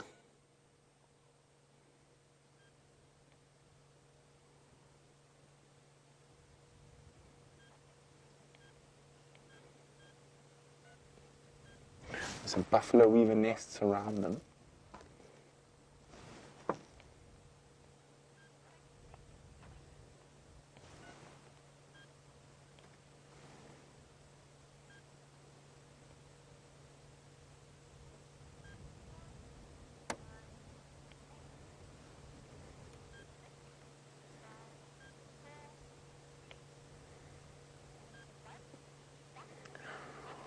Welcome. We've made our way all the way down to a beautiful little property called Cheetah Plains, which is on our eastern side of our traverse. We've got a pair of Wahlberg's eagles. Now, these incredible eagles have traveled many thousands of kilometers to be here, to nest. So they come for our summer months. There we go, look at that. And they use the same nest year after year. Now, if we come out a little bit and slightly up to the right, there we go. You can see the nest. So there's quite a few big balls that look like nests there, but that's the raptor's nest. So, like most eagles, they make quite a scruffy nest. And then there's other nests up there belong to a much smaller bird called the red-billed buffalo weaver. Now, they will probably vacate those nests while the Wahlbergs are in residence, so they're not going to be too happy having two predatory birds living in their tree. So they will have multiple nests and probably move too. But the main reason we came down to Cheetah Plains is we're in search of a pride of lions. They're called the Styx pride, and they were seen not too far from here. And there, those fluffy Wahlbergs, not enjoying this cold, windy weather. So they mostly eat insects,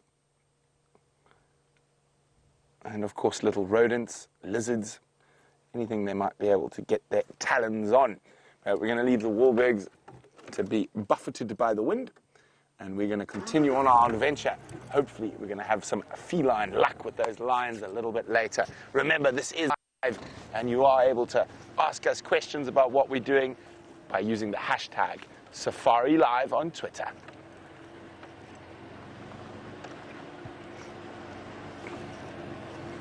So I'm going to be going very, very slowly, making sure we don't miss any lion or leopard tracks. Yona, can I explain what areas we can traverse?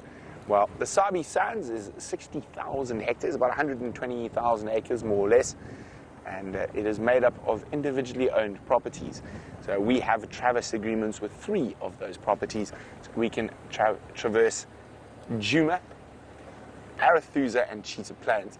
Now, Djuma and Arethusa do share a boundary, but unfortunately, Cheetah Plains, we have to drive down a long access road to get down here. But it is right on the border of the Kruger National Park, so you never know what might wander in during the day or night.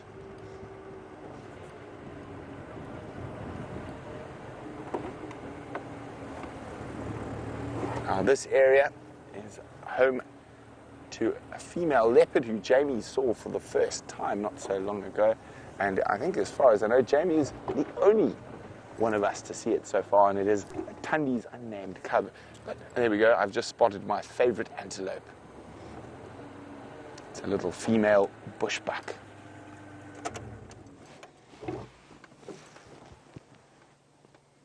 Now, they are absolutely gorgeous. You can see those wonderful little white spots on her. Now, her Latin name or scientific name is Traphalagus scriptus. Now, scriptus means to be drawn on, and you can see those little white spots. It looks like someone's taken a little pen and put spots on her. Now, strangely enough, the Zulu and Shangaan name is also the one who was drawn on, is Mbabala, so the one who has been drawn on. There you go, beautiful little female bushbuck. Now, watch as they walk. They live in and around river systems and thickets, and they rely very heavily on being quite stealthy. So as she moves her feet, she will put her back, oh, she's got a baby. She'll put her back foot exactly where her front foot just stepped. Little baby bushbuck.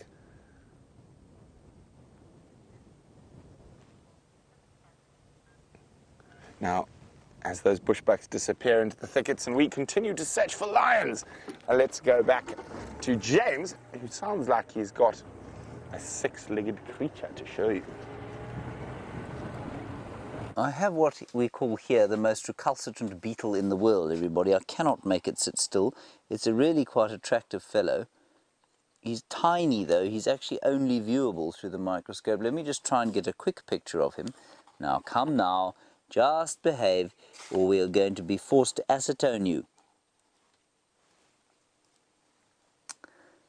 No, no, no, there, no, there, quickly. There he is. You can see he's a number of amazing colours. There we go. Sorry everybody, there he is. I will try and focus him for you. Oh dear, please insert card. I'm not sure what that means. That's an absolute disaster. Anyway, maybe you can do a better job of showing him to everybody. There he is. He's in our little...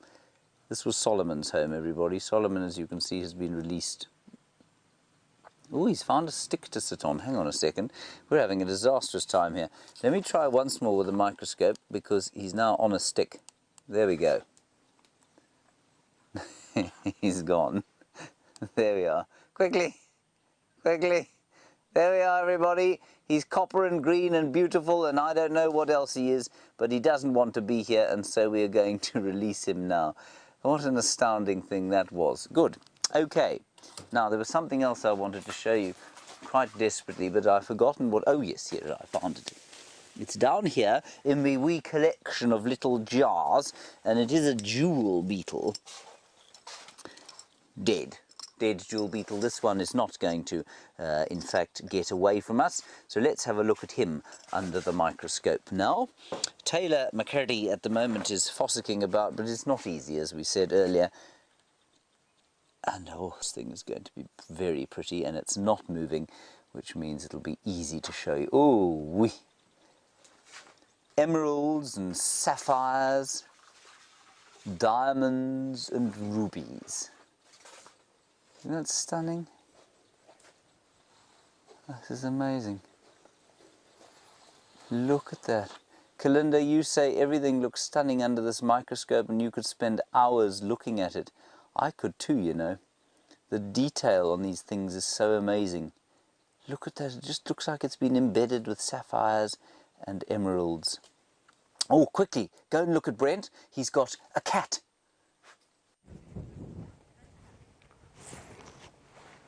Okay, we've got a lioness. It looks like she's stalking something. I'm not sure what it is yet. I can see some movement ahead of me. It looks like some zebra. Copy, Pete. So one of the Styx lionesses. The rest of the pride is lying up to the west of our eastern boundary. We're right on the boundary. She's right behind the car. Just watching her. So apparently another lioness is looking up this side. She's going to come right next to us now. Oh, and you can... So it's one of the females that has cubs at the moment. Sticks for quite some time. Hello, madam. Oh, you can actually see that mange on her. She's lost quite a bit of fur. She's still looking quite healthy, though.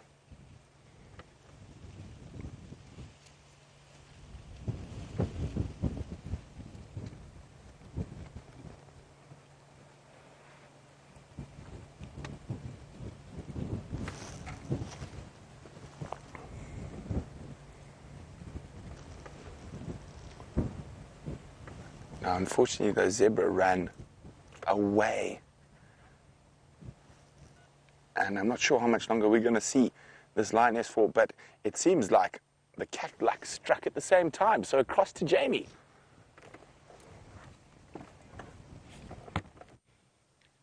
And just the tip of a tail disappearing behind the termite mound. And guess who showed up? Shadow. And guess where she showed up? You know where we were looking at the giraffe? Exactly there. Exactly.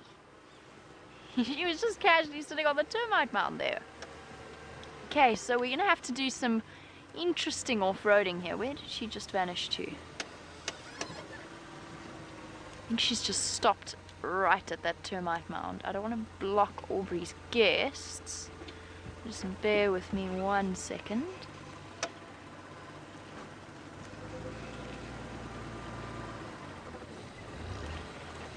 Okay, we're going to reposition and do some tricky maneuvering, and as Brent said, our lion luck or cat luck has struck at the same time. Let's go back to him and his lioness.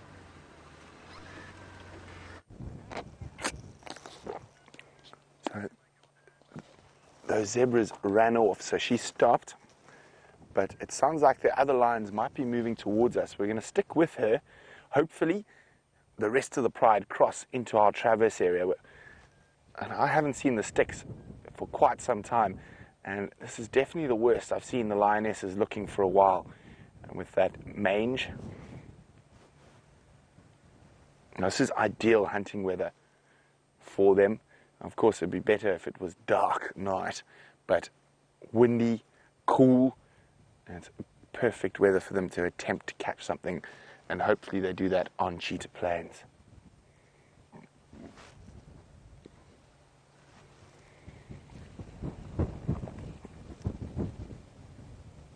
Even though she is lacking a bit of facial hair, she's still an absolutely gorgeous specimen.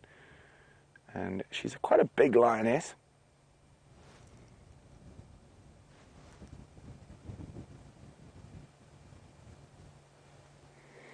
And what we can hope is that the other lions coming from the west of us chase something towards her while she's sitting next to us. Oh, there's a yawn. Oh, tired. Maybe Brian's windy thumb is possessing some of the magic of the cub thumb from yesterday.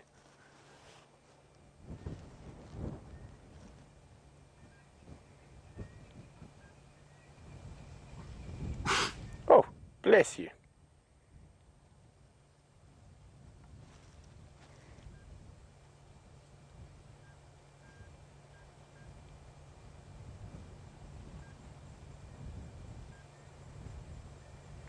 Now she's looking back towards where the rest of the pride are. We don't have any visual of them yet. And I'm just hoping they start following her, and rather than her heading back towards them.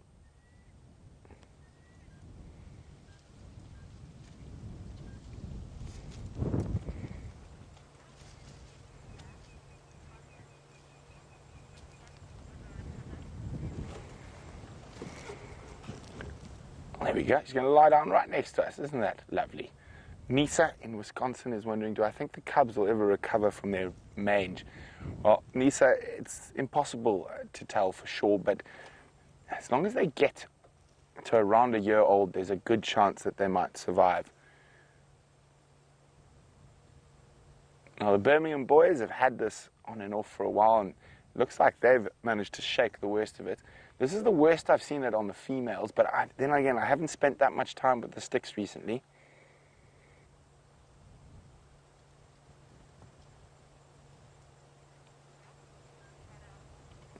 And while we sit and see what happens with the Styx, let's go back to Jamie with a shadow on the move.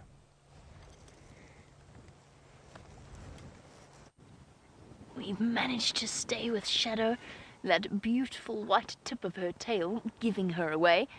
And there she goes on the move towards the Gowrie repeater. There, you see what I mean? That's the best way to try and follow a leopard. It's the part of her that stands out the most. Right, we're going to have to do some interesting off-roading here. I'm going through a monkey thorn thicket. Sorry, not monkey thorn, monkey orange. Oh, there's a log. I found a log. It's okay. It is no match for Rusty. Oh, but that log would be. Uh-oh. Oh, no. Oh, dear. Let's go around this way. This way we go. Okay, everybody duck. Oh, especially the VR rig. If only the VR rig could duck. Heads! You're getting the full safari experience. Just like Aubrey's guests earlier, desperately pushing the branches over their heads. Okay, well there she goes. Where is Shadow off to? Is there a possibility that she's going to go and find her little leopard cub? Well, we're going to stick with her and we'll see you soon, just after the break.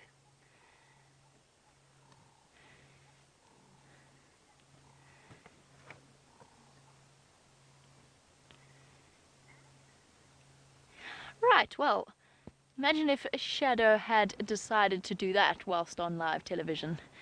And what is Shadow going to decide to do? She's going to decide to defecate on live television. Well, luckily you guys don't have to miss out on any of these moments. She would have timed it. She actually would have timed it perfectly for the ad break.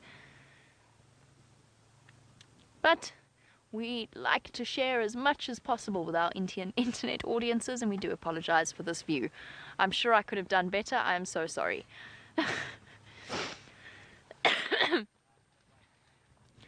Okay. She's going to go through an incredibly difficult area. She looks as though she might be on her way towards Hoffman's, but she's got a long way to go before she gets there. I'm still rooting for the possibility that that little cub is still alive and that we're going to have a chance to see it. I'm desperate for that to be the case. Okay, while we do some interesting off-roading to get to her and to stick with her, let's go back to Brent and his lovely Lioness.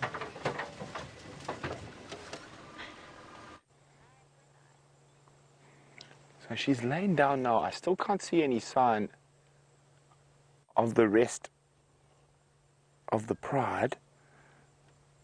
Now they, being lions, might walk for 20 minutes or 5 minutes and then sleep for an hour. Oh, excuse me.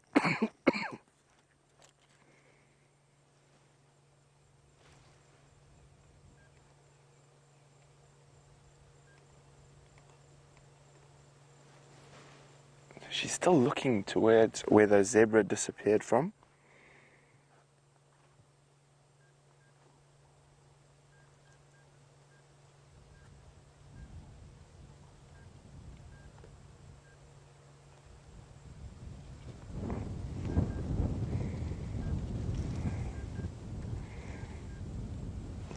Sorry, I just had to be on the radio. Oh, no. Oh, let's leave it. There's too much talking. Now you can see there, you can see how that mange is really affecting, but oh, it's so difficult to know whether she's going to make a full recovery or not. I think as an adult they've got a much better chance at it than they do as cubs, but hopefully those little Styx cubs prove us all wrong. Just like the Nkumas did yesterday.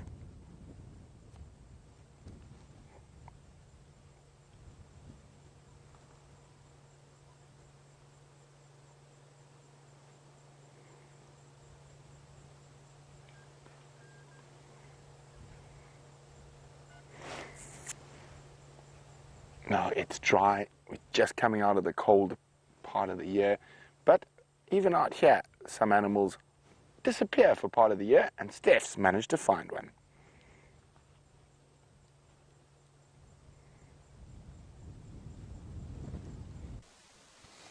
We have indeed. We've had our eye on this particular little guy for quite some time. We found him about 3 months ago at the beginning of winter.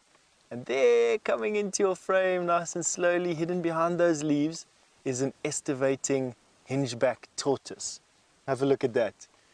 He or she has climbed headfirst into this termite mound, into a hole in the side of this termite mound. I'm still not exactly sure whether the tortoise dug it or not. I'd like to believe that this particular tortoise dug this hole and then climbed inside of it, because this doesn't look like a typical feeding hole from a honey badger or from a porcupine or anything like that. It's even tortoise shaped, if you can have a look at this. But what has been interesting for me is that the entrance had obviously been blown closed with leaves, and I will put these leaves back as soon as we're finished. But on the inside here, something has been disturbing the termites. Those are soldier termites. They're dead, and I don't know why they're dead, but they are dead. It looks like something's been eating them and then hollowing them out. You can see there, and I'm wondering if a spider or something like that hasn't been living in this particular den with this tortoise. So something's disturbing this termite hole or this termite colony, which is then forcing the soldier termites to come and defend themselves, and then they in turn are being killed by something in here. And I can't see anything in there, it's just the tortoise. Gendre seems to think that it was this tortoise's flatulence that has killed these termites. I don't quite know what to believe there. I'll leave it up to you to decide. But we're just going to leave the tortoise in here again, put her leaves back, or his leaves back, just in the entrance. And it's actually quite amazing at the insulating properties. That's about what it was looking like when we found it. And then we'll leave this tortoise alone, and it's going to be really nice to see when this particular tortoise comes out. We'll keep you posted anyway. Anyway, you're off to Jamie and her fantastic leopard.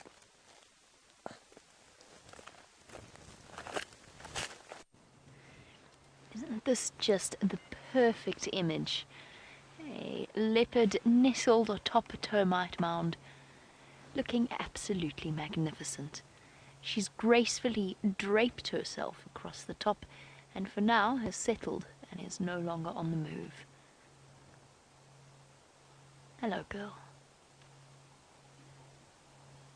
There she is. Shadow, I feel, has one of the most distinctly recognizable faces. And she also really does look like Tundi's sister.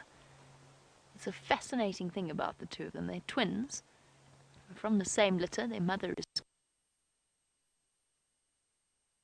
not identical, but they look like they are related. It's amazing how you can see that sort of genetics in them.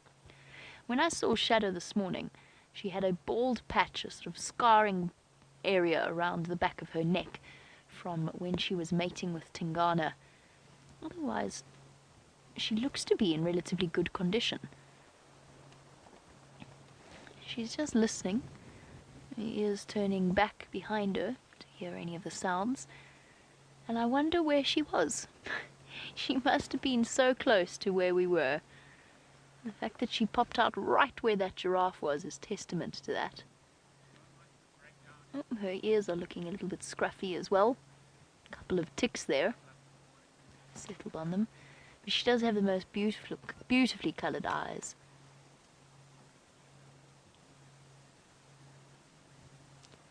There's an intense stare. Talking about staring competitions. How's that for a look?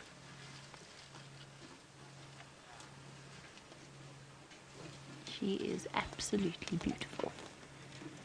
Even on a cloudy day like today.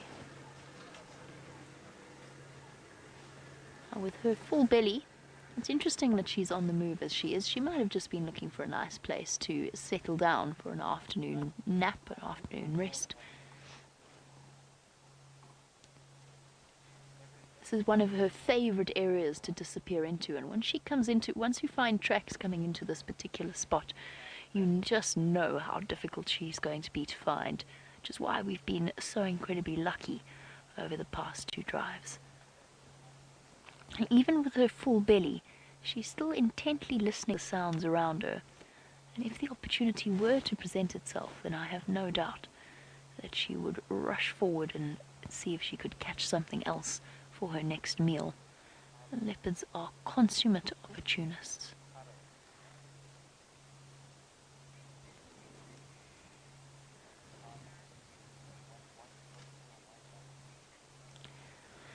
Alright, now we're probably 15 or so meters away from Shadow. David, you want to know what is the closest distance that we would ever put our Jeep to the big predators. It's impossible to give you an exact distance because it differs from day to day and from animal to animal, and even the same animal can have different comfort levels on different days. If something has happened to them that particular day, it's all about reading that animal's body language. I certainly try not to go any closer than usually about 10 meters actually, if that. Usually stay beyond that, just to give that animal a little bit of space. But often what happens to us is that the animals, because they are so comfortable with the presence of vehicles, they choose to come to us. Often the lions come and lie in the shade of the car, or the leopards skirt right past us, almost to the point that they're brushing their cheeks against the side of the bull bar. And that's you'd never ever get that close to them if you chose to do that, if you pushed them like that. It's the fact that they made that choice that makes them feel comfortable with that sort of distance. I mean, today Shadow had James, Rex and Enviam on foot, and they must have been about, I think James said he got within 10 meters of her without her even moving. Our animals have become beautifully accustomed to the presence of the vehicles and the presence of people as well. That's definitely no reason to A, abuse it, and B, get blasé about it. They're still wild animals and they should be treated as such. And there's lots of interesting and dangerous things out here. It's not just the big predators. There's also some smaller things as well. Let's go and have a look at James and something with a serious sting in its tail. It is a serious sting, but just a word for poor old Shadow. Wonderful to see her looking healthy, looking fat, the tragic figure that she is. We have got something not quite so tragic, well, mainly because it's still alive. Have a look at this. There we go. Well done, Kirsten. Brilliant transition there. Or Rebecca, it may have been. There, everybody, is a scorpion. And this rather magnificent specimen of scorpionhood is Opisthecanthus asper. It has no common name, and it is found underneath the bark of trees. This particular one was found at the base of a guarri bush. There you can see the fangs at the front in exactly the same way that, let me just try and focus in on the fangs, in exactly the same way that you could see the fangs on the solifuge. Remember that?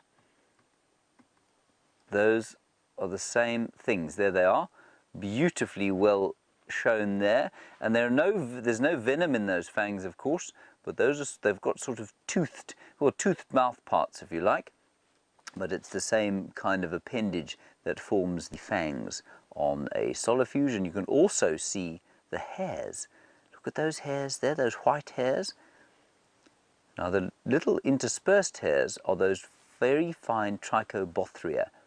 Looks like he hasn't shaved properly, or that he's balding. And those trichobothria are really good at feeling air currents, possibly even smelling the bits and pieces of prey that they want. There you can see his rather intimidating pincers. They look especially intimidating when they're under the microscope. And he is harmless to human beings. He might give you a little bit of a nip, but nothing that's going to create any sort of dire effects. And there, of course, the eyes, very similar to the solifuge's eyes. Let me just do that again carefully. There we are. Sorry, this thing does get a little struggle with its focus. Let's just go down the back there. You can see amazing armor plating and iridescent black and green and purple, a little bit like a starling. There we are. Now we'll take him out. Come back to me, Rebecca.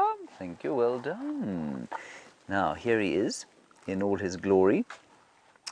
I am thinking about putting him on my hand because he is harmless, but it does make me a little nervous, I've got to tell you, and I don't want to empty him onto my hand sting first, but I don't think he's going to come out. Is he? No, he's not. I think we'll put him back, but this is the kind of scorpion, everyone, that you can put on your hand. He won't do you any harm at all. And in fact, Scott used to make them go to sleep. You see this? See how he's sitting now? If you can get them onto your hand, you see how his tail is sitting. If you put your hand over the top of them like that, they go fast asleep, I'm told. I might experiment while you're away, but while we're away, Steph has got some amazing things that don't normally come out during the day.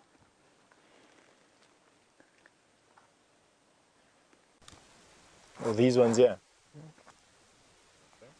Where?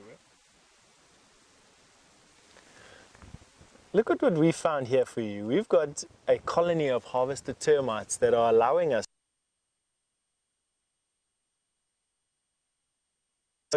here is the strength. Have a look at how they're all working together. This stump is many, many times larger than any of them, and yet they're moving it and they're trying to maneuver this, and I say stump because this to us would be like you walking outside your house, knocking over the telephone pole that's outside your house, carrying your telephone wires and the electricity, and then dragging it with your teeth into your bedroom. Basically, that's exactly what they're trying to do, with all the twists and turns up your staircases and around your nooks and crannies. Telephone pole in your teeth, not the easiest thing. Just have a look at all of this. Now, why they're allowing us to watch is because the wind is blowing quite strongly into my face, and my carbon dioxide is not washing onto them. If that were the case, the soldiers would bash their heads. These are the soldiers, these little guys with the bigger mandibles. This is a soldier here. And these are workers without the bigger heads. And these, unlike the macrotermes, the macrotermes are the ones that build the big termite mounds. They're a little bit darker because they've got a little bit of melanin in their bodies, and that allows them to be a little bit more sun resistant or UV resistant. But have a look out carefully. Look here. These ones are just venturing out, and you can see that they are busy laying a pheromone trail, and it's just a little bit out and then back and a little bit out and then back. But these two have already found this piece of wood. And just have a look at the strength that these two were exhibit. And I mean, if James ever complains again that his legs are skinny and can't carry him around, then you must just make him feel like one of these termites over here that with their skinny legs move these big stumps. But anyway, from these harvested termites to Jamie with her leopard and a surprise. A warthog has just come walking right past Shadow. It's now gone onto the other side of the termite mound. There it goes there. It's just popped out on the right. Honestly, at its closest, it must have been maybe 10 or so meters from the termite mound that she was sitting on, and it absolutely didn't see her. Off it goes, trotting into the distance. And she went completely still for one moment and froze on the top of the termite mound. But I think that she's decided that it's not worth the risk, especially with her full belly. And we've spoken often about the fact that warthogs are not an easy prey for our big cats of the Sabi sand. That's because they are very, very good at fighting back, and they have incredibly razor-sharp lower tusks. She's still on alert. See that expression? I love that focused expression that leopards get when they've spotted something. Can you see anything behind you, Dave? I can't either. But Shadow's senses are far more acute than ours. She spotted that warthog long before it made an approach. And if that little female warthog does have any youngsters, then there is a chance that she might decide to go for it. But I think there was just a shuffle there to get a little bit more comfortable. So, that was almost incredibly exciting, but I think that a large female warthog for a leopard that is like of Shadow's size, they probably would be about equal weight. And it's not really worth the risk of injury. Tingana, of course, is an experienced warthog hunter, but he's also probably double Shadow's weight. So he's got a great deal more strength on his side. I think she'd rather settle for a smaller antelope and impala. A good decision all around. Leopards have been known to be killed in failed warthog hunting attempts. So have a couple of people's pet dogs that have made the same mistake, living out here in the bush. They're definitely not an animal to be trifled with, but she is giving us a stunning view of her beautiful live body spread out over that termite mound. And she shifted around a little bit, found a more comfortable patch, and just starting to doze off. I think that'll probably be her plan for the rest of the afternoon. I love it when they do this. Droopy eyelids. So while Shadow decides what her plan of action for the afternoon is going to be, Seems as though James has already made plans and some interesting decisions he has made. Let's go across and see.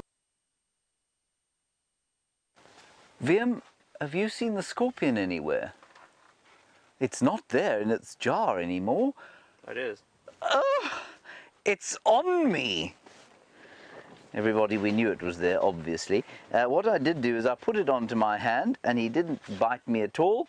And then he decided that he'd crawl all the way up my arm, and he quite likes the warmth. Well, originally we thought he'd quite like the warmth of my armpit, but I think it's just this rather pleasant pure wool jersey that I have on, and he's quite enjoying himself there. We're shortly going to go and release him into the wilderness. You can see the fine knitwear that I'm wearing there. Beautiful, VM, well done on that. We should probably do some kind of advertisement. Now, let me see. If it does bite me, everybody, I will assure you that I'm going to squeal like a small baby. It is not harmful to human beings, the scorpion. And what we just want to do is see if we can't encourage him to climb onto my hand, but in a way that doesn't make him strike.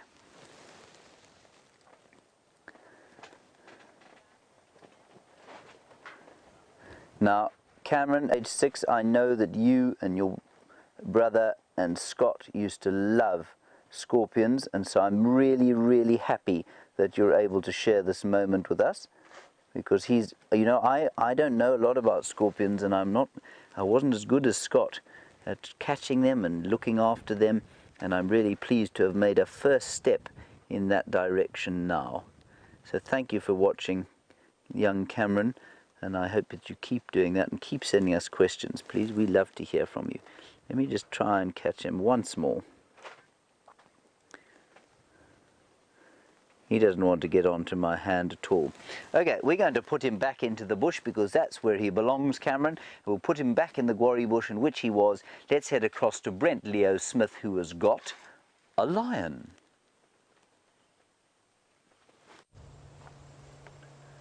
We're still with this single Styx Lioness. She's still contact calling. I've heard from the guys across our bound that they've got one male and one lioness, and the cubs were seen a bit earlier, but they've gone into a little ravine. Let's just keep off that she calls them to us.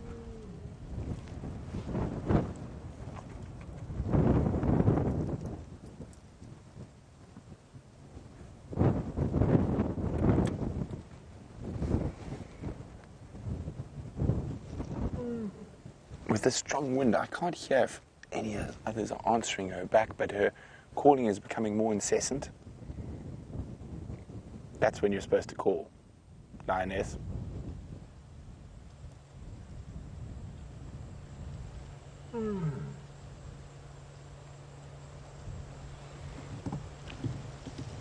Hi, on the prowl. On the prowl is wondering, do prides have lead lionesses? Not really. They're quite sort of all sort of the same hierarchy, unlike the males where dominance changes. There are females that tend to lead hunts more than others, but when it turns to get up and moving, it could be whoever's the hungriest, whoever spots what's happening first will often lead. Yeah, she's looking a little bit more alert. I'm hoping she doesn't move further to the west of us. Oh, big doofies.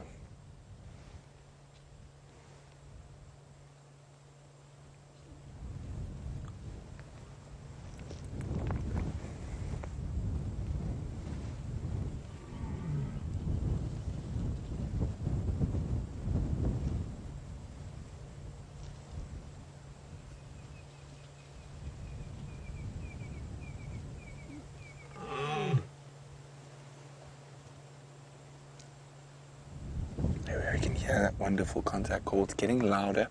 As I said, more frequent as well.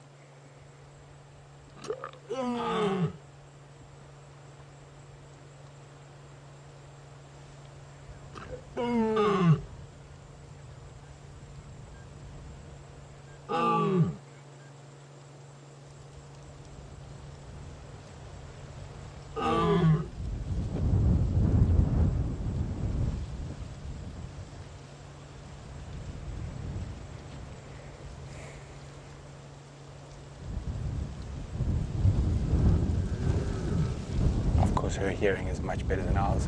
But I'm not hearing any responses with this strong wind.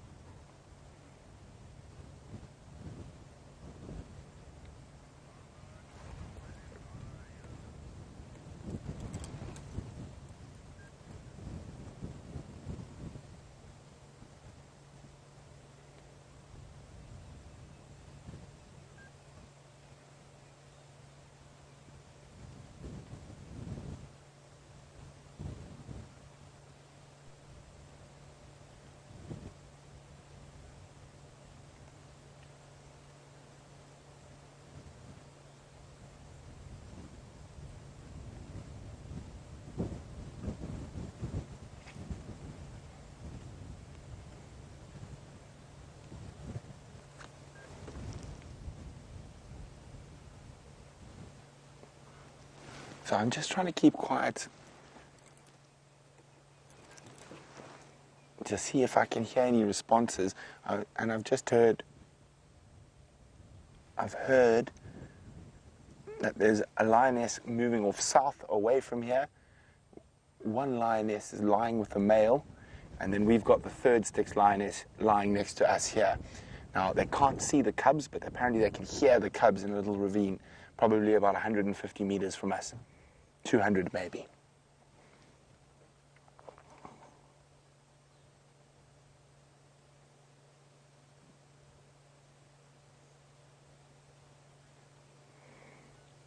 So from one female cat to another with Jamie.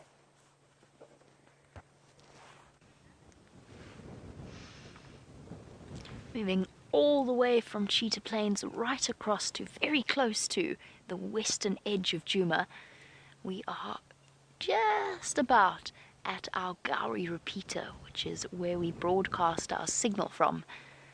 And our lovely leopard is still settled atop her termite mound, not looking as though she's in a hurry to do it terribly much. I'm still just waiting and hoping so desperately that she's going to take us a little bit further into the bush and give a gentle call, and there will be her cubs. Sorry, her cub. So far it doesn't look as though that is her intention at all.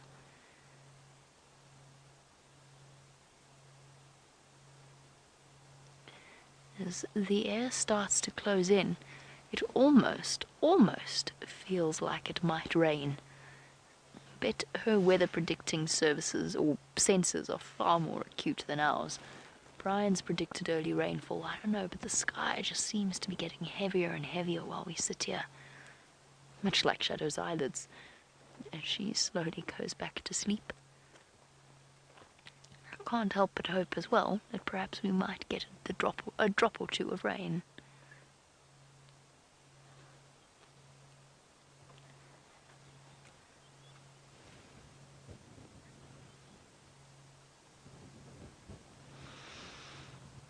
A beautifully perceptive question coming through from Rain.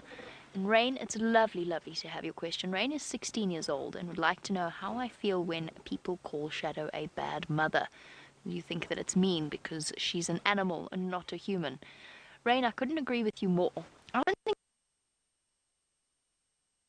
and I feel sorry for her. I don't feel like apportioning blame to her as though it's somehow her fault that she hasn't had much success.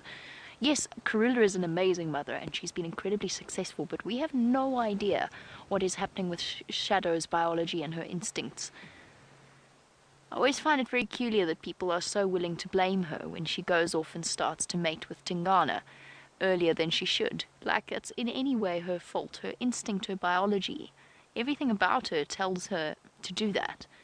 And she's never been particularly good at hoisting her kills, which is probably one of the reasons why she's lost cubs, because they're not safely up in a tree when there's a carcass around, which of course attracts hyenas. But why, we don't know. It could be that she's weaker than Karula.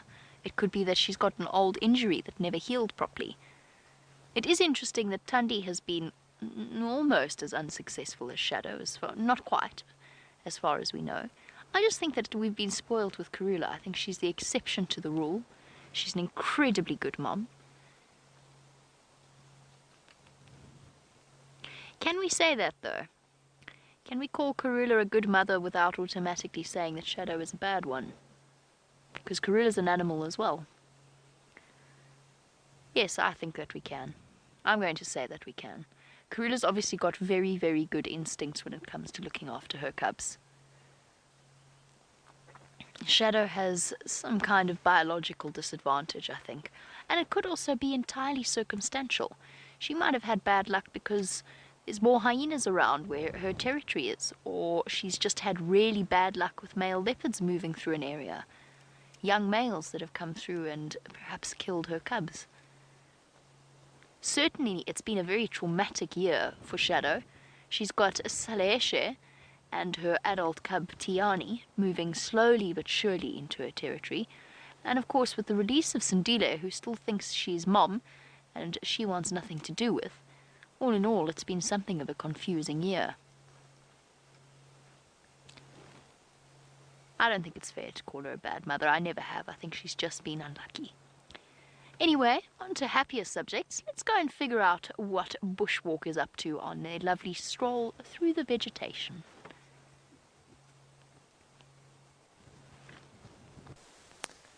Talking about Sindile, we are on the tree that he had his kill in last week, and just have a look at what we found for you. That is a chunk of Sindile's fingernail or claw. Just have a look at that, embedded in that scratch mark. Isn't that the best thing you've ever seen? So there's a claw mark, and because the impala that he dragged up there was so heavy, it pulled a piece of his nail off. Now, the way nails stay sharp is that they flake, and that would have just been one of those flakes. It's still embedded in the scratch mark. Isn't that incredible here? There's the scratch mark there, and you can see where the toe turned around. Ooh, wonder if he's actually, there's some claw left in there. Should we pull it out and see? Let's see. No, just a nail shard. But can I have a look further down this tree here? And just exactly, this would have been one of his back feet, and he would have just had to pull on that while he was busy carrying that impala. And then coming back down here now, the longest of these scratch marks, or these claw marks on the tree, are just on this side. Isn't that just amazing? I'll just bring you in a bit closer so that you can 3, 4. So it would have been like this. So he would have grabbed the impala in his teeth, he would have had it in his mouth, and he would have up the tree, jumping into the tree, probably to about here. And then he would have put his back leg up, and that would have happened. And that is where those have climbed to here, where he lost his fingernail. This is where he would have pulled hard on the tree and then jumped again. Let's see. Yes, we've got evidence here again. There. One last claw mark that we can see in the tree just there. And then the branch levels out. And he would have laid up there, panting. But the first instinct a leopard has when he starts to feed is to pluck. And come and have a look here. Got your aerial a bit there, Jandre. But here is the fur of the leopard, of the impala, that the leopard would have plucked out with the teeth. So Sindile would have stood on the tree up at the top there and plucked out the hair, and starting at the belly, the soft organs, and there you can see some of the belly fluff of the impala. Plucked out all the hair in this area here, the leg and the inside of the belly, to gain access to the belly to eat the soft organs first. The soft organs, liver, lungs, intestines, heart, spleen, all that sort of stuff, contains the most nutrients for the leopard and also the most water. And he would have eaten that first, lapped up any blood and fluids that he could have, and then moved on to probably the legs, because when I saw this the next day, there was just the forequarters and the head and the neck left, and then basically eaten from the back forward. And that's basically the sighting that we had. Then he spent a long time here, and of course, going through the motions, he's digested the scat that initially very, very black, and then would have gradually have turned whiter as he ate the bones. So as he ate the ribs and he sucked out the marrow and licked it out and ate smaller bones, his scat would have gone from tarry black to this whitish color. And this is so difficult at this point to tell whether this is a leopard or a hyena, because he basically ate that entire impala. He wasn't contested whatsoever. And so I would say that this is probably his scat, maybe, could be a hyena, but we never ever saw a hyena here. They were never in attendance underneath the carcass. They were elsewhere. So I would say that just because we didn't really see a hyena, that this is maybe his. But after he's eaten all of that meat, after the meat has passed through, let's see if we can find anything more.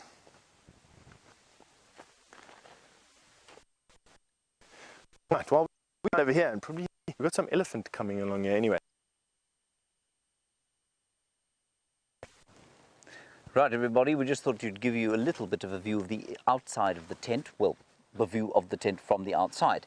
Now, I've made what I think is an astounding discovery here. VM, are you astounded? Absolutely. Yes, he's nodding his head vigorously. This is Acacia exuvialis, the flaky thorn. Righty, that is not the discovery, of course. It is a common tree. Indeed, it is a bush encroacher in many places. But you will notice, and I've only just realized this right now, that the elephants do not eat the bark of this tree.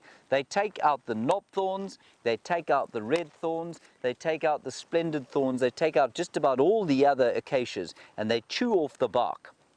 They haven't touched this, and I think I know why. Have a look here. These are some of the bark chips. Now, if you go to a knobthorn tree or a red thorn tree and you shave off the bark like that, it's wet and moist, and it carries the moisture and the nutrients from the roots up to the leaves and back down again, the xylem and the phloem, the vascular tissue. This is dry, absolutely bone dry, and it's come right off here. There's just a tiny little bit of moisture. If I cut off a little bit more there, you can see a little bit of moisture there. Now, I don't know exactly how this adaptation works, but I will tell you that I think what happens is that the xylem and phloem are a lot further down in this plant. They may even stretch sort of to a thicker layer, but what it means is that it's completely dry. It's dry wood. There's no nutrition here for the elephants. And I suspect that's why it's got flaky bark, and I suspect it's a direct result of wanting to avoid elephant damage. And I think that's quite an astounding thing. Don't you, Viam? Yes, right. Now, what I would like to do is have a quick look at the rover and see what's happening. The rover seems to be in outer space at the moment, which is quite amazing, but we'll see if we can get it back onto the ground. There it is. Well done, Alex. That was very clever of you indeed. Alex was, he was testing something else at the moment. Right. Here we go with the rover, everybody. There it is. Now it is moving again. We're going to move very carefully and just around and just see if there isn't something coming. Now, over the course of the next little while, we'll be using the rover quite extensively. There will be times when I make a mistake and I move the rover when there's an animal around, and I imagine that until they get used to it, the animals will have a fairly adverse reaction to it. But I think they're going to get used to it fairly soon, and I think if you stop moving it, then they'll come back and have their drink. So if you are a long-term watcher, and I hope that you're going to become one if you aren't now, don't be fearful when that does happen, and don't think that we're going to chase the animals away from this last little bit of water. I don't think we will. I think the more we drive it around here, in the same way that the more that the animals spend time around the Land Rovers, habituates them, I think the more time they spend with our good friend Ronald, the better they're going to be with him. So that's the story with Ronald, and we're probably going to leave him there. Well, maybe a bird or two will come down and have a look. Who knows? Right. Taylor, have you found anything of any use? No, but I found No. you a knife. You've found a knife and a hose pipe. Well done. Okay, let's go to Brent. We'll find out what that hose pipe's about and get back to you shortly. Can I borrow your knife? Yes, of course you may. I think it's on the table. Welcome back to Cheetah Plains Private Game Reserve, where we are still sitting with a single Styx lioness. She is busy grooming herself at the moment, but she's still contact calling, looking for the rest of her pride. And hopefully they're going to come join her. We're right on the western edge of Cheetah Plains.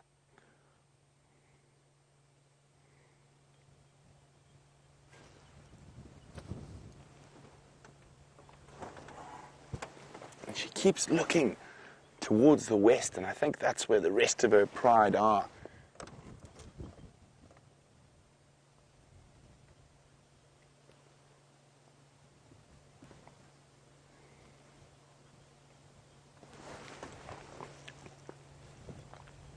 Now, Tucker, who's 4 years old, hey Tucker, would like to know, why do lions lie with their paws up like that? Well, sometimes they're flat, sometimes they lie slightly on the side, and I think in this case it's because of the soft sand, but it's because of their, what we would call a wrist joint. Now, because they use their claws to catch things, they come out in a side motion, so you'll quite often find a lion's front paws lying exactly like that. Now, if she was stretching out to grab a zebra or something, she would hit it sideways, so it's her wrist joint that enables her paws to lie like that. You're not going to see her back paws like that, so the back paws will be a far more rigid joint in the ankle, as if we had to describe it in human terms. So there we go, ankle joint, you can see flat down, whereas the wrist joint is able to face upwards.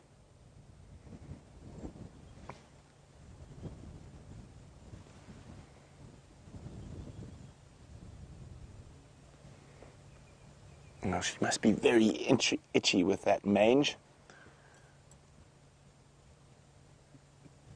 Of the types of manges that are most common out here, it's the less dangerous of the two. It seldom kills adults, but can be quite threatening for the cubs.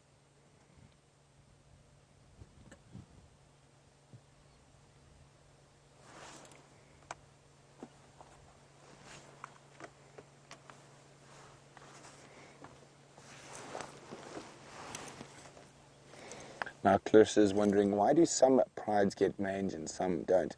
I think it's just a bit of bad luck. I think the Styx pride actually picked up their mange from the Birmingham boy who has now died. And it's spread from him to the females and then through to the cubs. Currently, the Birmingham boys don't look like they've got it too badly. But as I said, from adult lions, they normally come back from it. But there you go, she's very itchy. So it's actually caused by a little arachnid, a mite.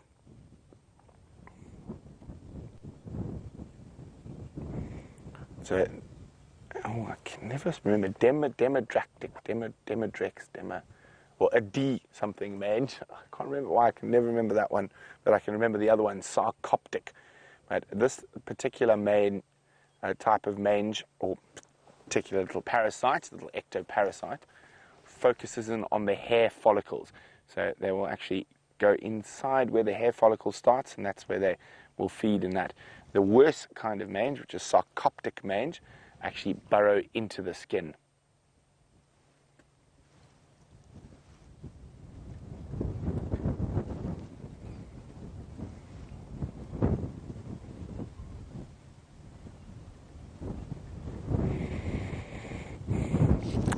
Hi, Sandy, who's in Canada, and Sandy is wondering about sand fleas. Now, do we have those here that bother the cat? We don't, fortunately. I know all about sand fleas from my time up in other parts of Africa, but in this area we don't have any sand fleas.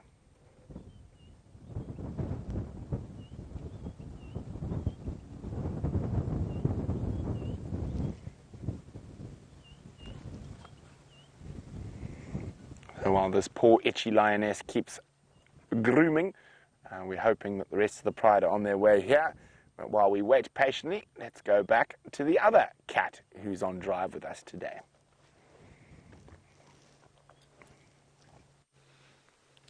Having a lovely cat-a-day afternoon on this. Oh, hello. That was beautifully timed. She's been snoozing so gently. And then just like that, her head popped up. Those piercing eyes, they look, with the sky this colour, they look almost blue in this light. Absolutely lovely. I wonder what made her sit up like that. There's something coming behind us. I don't think so. I can't see anything. But again, as I said, her sense is much more acute than us. Oh! No. And back down again. Now that's terribly inconvenient, Shadow. That's definitely not the easiest spot to see. Oh, just getting comfortable. She's found the perfect headrest to settle herself down, and as a consequence placed herself in a very tricky position. I can't really reposition at this point to get a better view. I'll wait for a moment and see whether or not she decides to move her head. And just while I know we've been talking about Shadow, and I know that we have a leopard in front of us, but I did promise on the sunrise Jackson about his sighting this morning and get back to you on what he'd said. So I spoke to Fanwell, who is a taxis tracker, lovely gentleman who works for Djuma, and he said that the male lions that he saw this morning in Buffelshoek, one of which was, he thinks, but we obviously don't know for certain, he thinks was Junior. He said he thinks it's the Nkuhuma male. He looks big and strong and healthy, but much younger than the Birmingham boys. It remains to be seen whether or not that was actually the correct identification, or if it was just a young male lion that came in from Manuletti.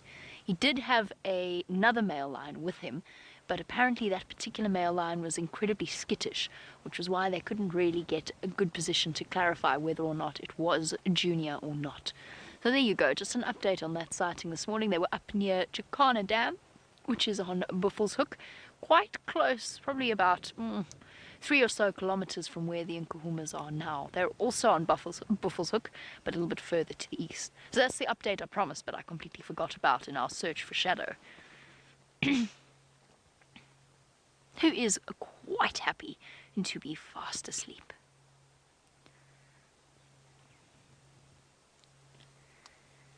This is always something that we remark upon, the ease with which these cats manage to look comfortable on a termite mound. Those of us who have attempted to imitate that level of comfort have found ourselves seriously disappointed.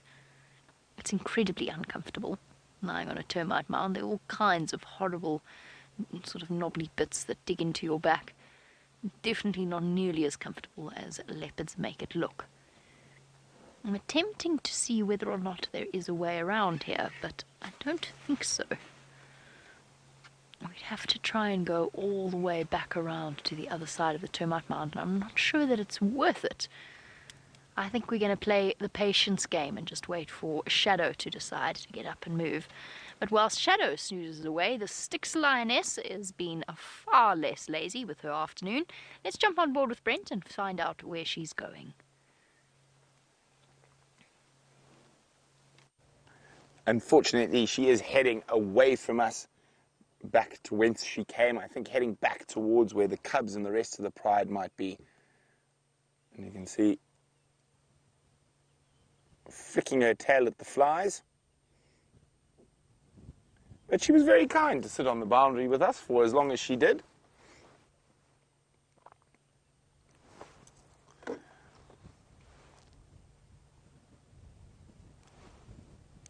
That lioness that was lying up on Greenthorn is now about southwest, back into her nets towards the Shkova.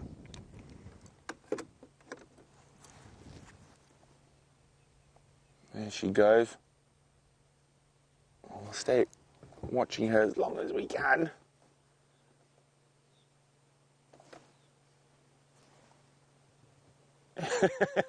Almost a little look over the shoulder at us there. So hey guys, bye guys. It's been grand. Places to go, cubs to feed. Oh no, itches to scratch.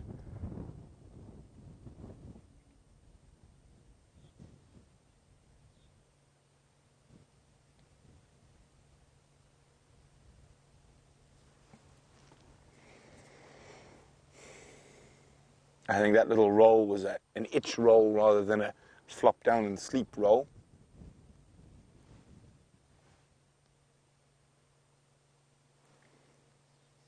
Her tail as she disappears. And there... Oh, one last tail flick. There she's back.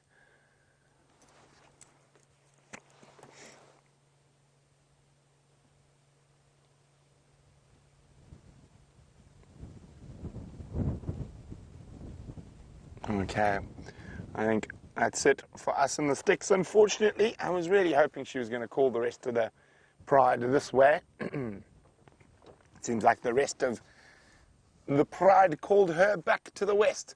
Maybe they'll be back here on tomorrow's sunrise safari, fingers crossed. But while we go see what else we can find, let's go to James, who's probably nice and warm in his tent. Yesterday he described me as being in a sauna. Today he says he hopes I'm nice and warm in here. As you can see, there's not a great deal of walling in this particular tent. So no, we're not very warm, but we're having a lovely time. Look what our resident bloodhound Taylor McCurdy has managed to find us. No, yes, that's exactly what we want. See? It's some amber, and amber, of course, is tree sap, and this particular tree sap is growing, well, not growing, it's sort of exuding from a black monkey thorn. Now, if you happen to be a bush baby, which is our tiniest little primate here, many of you have seen them, and one of them lives actually just outside their final control. So if you ever come and visit us, you can ask to see Billy the bush baby. You'll be lucky to see him. And this is what they eat during the winter months, because there are no insects for them to eat, and so they go after this quite astounding, sort of beautifully coloured stuff. Now we'll pop it under the microscope. I'm not sure that we're going to get a better view than the one Viam's just given you. But what is interesting, of course, for those of you who have watched the great classic Jurassic Park, is that this is where the, in theory, I'll just lighten it up a bit. This, in theory, is where they found the mosquito that carried all the DNA for all of those amazing dinosaurs. I haven't found a mosquito in here. Can you see a mosquito in there, Viam? Maybe it's carrying the DNA of a dinosaur, or perhaps a long extinct saber-toothed cat, or perhaps even you, Viam. We could maybe clone you from the mosquito blood that we extract out of the amber here. I'm now being completely ridiculous, of course. But just before we change the view, just look again at now how we look at, well, we're looking at the branch, of course, now. I'm just going to dim the picture slightly. Look at the detail that we just don't see unless we put these things under microscopes. Those are called lenticels, those white things, and they're basically, well, I think they're sort of a representation of the lymphatic system almost. They've got sort of hormones in them, tree hormones, and I suspect it's from these, perhaps, that the acacia trees are able to produce the pheromones that contact each other, especially when they're being attacked by things like elephants. Right, now let's go over to the dam cam. Watch this. There's a nyala coming. Now, where is he in relation to Ronald is what I want to know. I'm going to turn Ronald very slowly. Keep your eye on the nyala. Oh, you see him look there. I'm not sure what he looked at. Oh, I can see exactly where he is now. He's way behind. He's basically... Okay, let me just drive the rover up there. He's not anywhere near the dam. I think the dam cam is facing quite a long way away from him.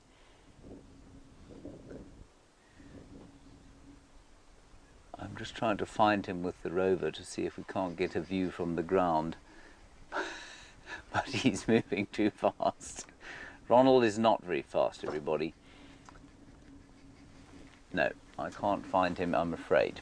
Anyway, there he is, and he's in very good nick. I think that the nyalas and the impalas especially are doing pretty well in this drought, but I think a number of the other animals are starting to wear it. Yeah, I know exactly where that is now. If you go back to the rover camera, if you wouldn't mind quickly. There we are. The rover is looking up at the dam cam, obviously, and that's his home there, Ronald's home.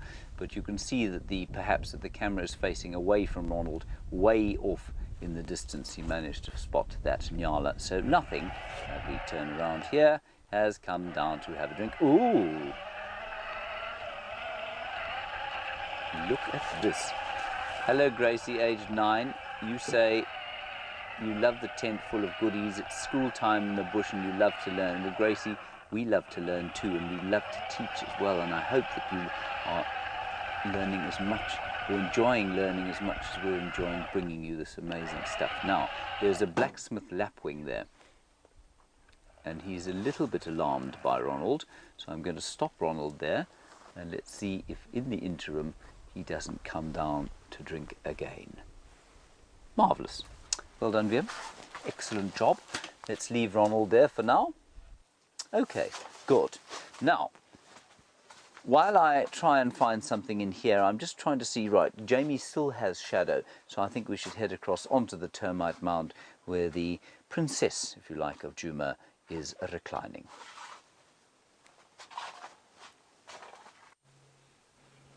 The princess of Djuma is enjoying a little bit of a royal nap this evening. And it's so peaceful sitting here just listening to the breeze blowing past. I almost want to go and join her. Except that I know how uncomfortable termite mounds are. It is a lovely, lazy Saturday afternoon feel. Nobody else wants to come and join us. And with the wind whistling past and away from the road, it almost feels as though we are completely alone out here. Except, of course, for our couple of thousand viewers that are naturally on board with us as we speak. Every now and again, Shadow lifts her head just to make sure, I think, that there's nothing out there coming to sneak up on her.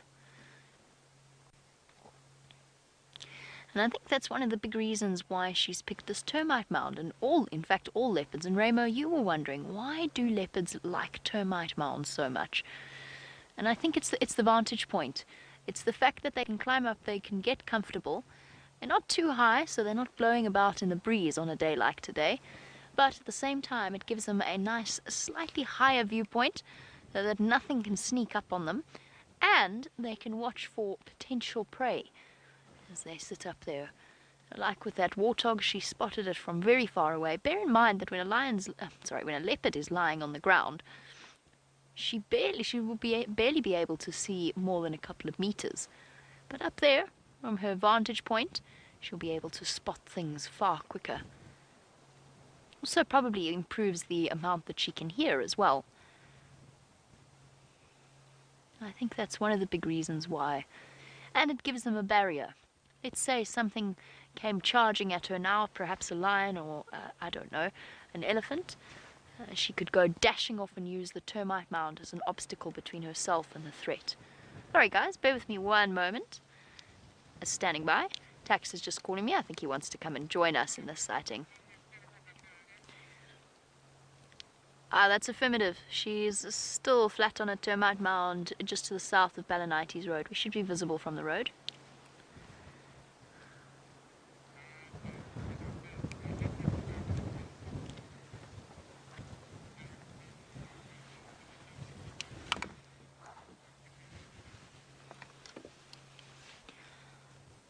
Copy that, will do. We're going to be here for another 20 minutes or so, so I'll let you know when we do decide to leave. So just updating Tax on what our plans are. He'd like to come and join us, but he says he's still quite far away. He's not going to come rushing through. What we often try and do in a situation like that is if we know that there is another guide on their way, and if we were to leave the animal, they would be unattended.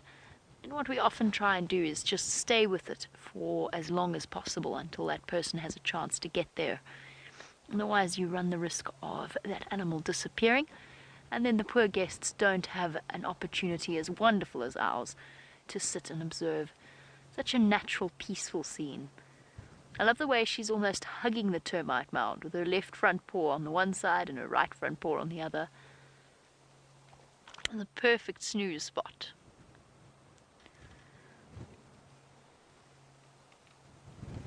And I think one of the reasons she's been a little bit on edge, head up every now and again, is just because with this wind, the leaves, the dried leaves, are making such a lot of noise.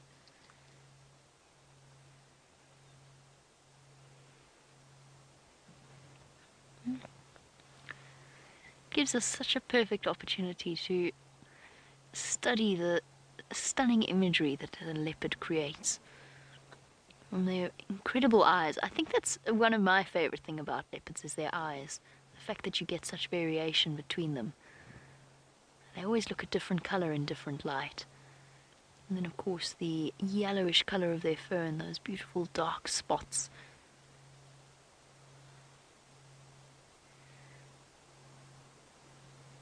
And perfectly pace paw pads. I know that Tingana was... Oh, hello girl.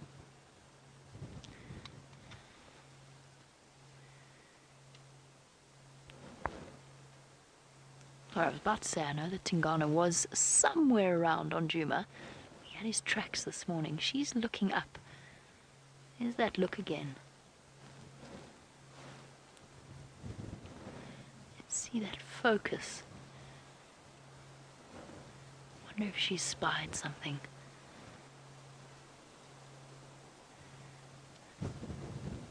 Those ears working like radar dishes to listen to sounds all around her. What have you seen, girl? I'm just looking behind me just to make sure that there's nothing sneaking up from somewhere else. Dave, can you see anything? I thought I heard something. I thought I heard rustling. And she's relaxed again, so whatever it is, it wasn't something she was going to try and hunt. Might have been some elephants moving off in the distance. I definitely heard more rustling than is just attributable to the wind.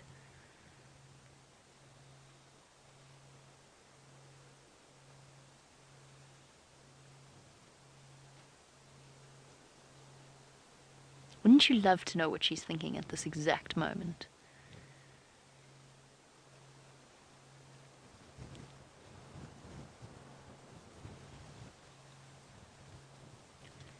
Shadow has proved to be elusive over the last few months. I'm hoping that one positive of Saleshe slowly pushing into the west is that perhaps Shadow will spend a little bit more time with us here on Juma and on Arathusa.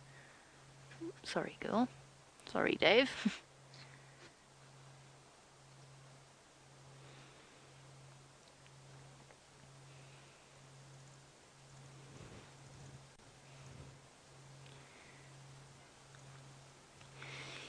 I'm pretty sure I misheard that completely. While we wait for Shadow to decide what she's going to get up and do, from what I understood, we're going over to the tent now to have a look at an ice spine. But I think I've got that wrong. Let's go and find out what it actually is.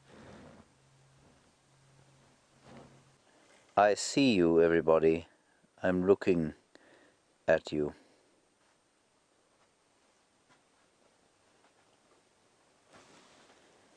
That was my eye. Now, that was brought about by us trying to find a mite to show you that, to kind of explain that sarcoptic mange. And very kindly, sort of a chief finder of things donated some eyelashes, because apparently in an eyelash there are mites. But this particular finder of things is very clean eyelash, well, cleanish eyelashes. There's a day's worth of dust on, but there are no mites on our, no flies on our tailor. Anyway, there is no mite there, but that is a hair follicle, if you can believe it, everyone. And that was pulled out, freshly pulled out of Taylor's eye just now.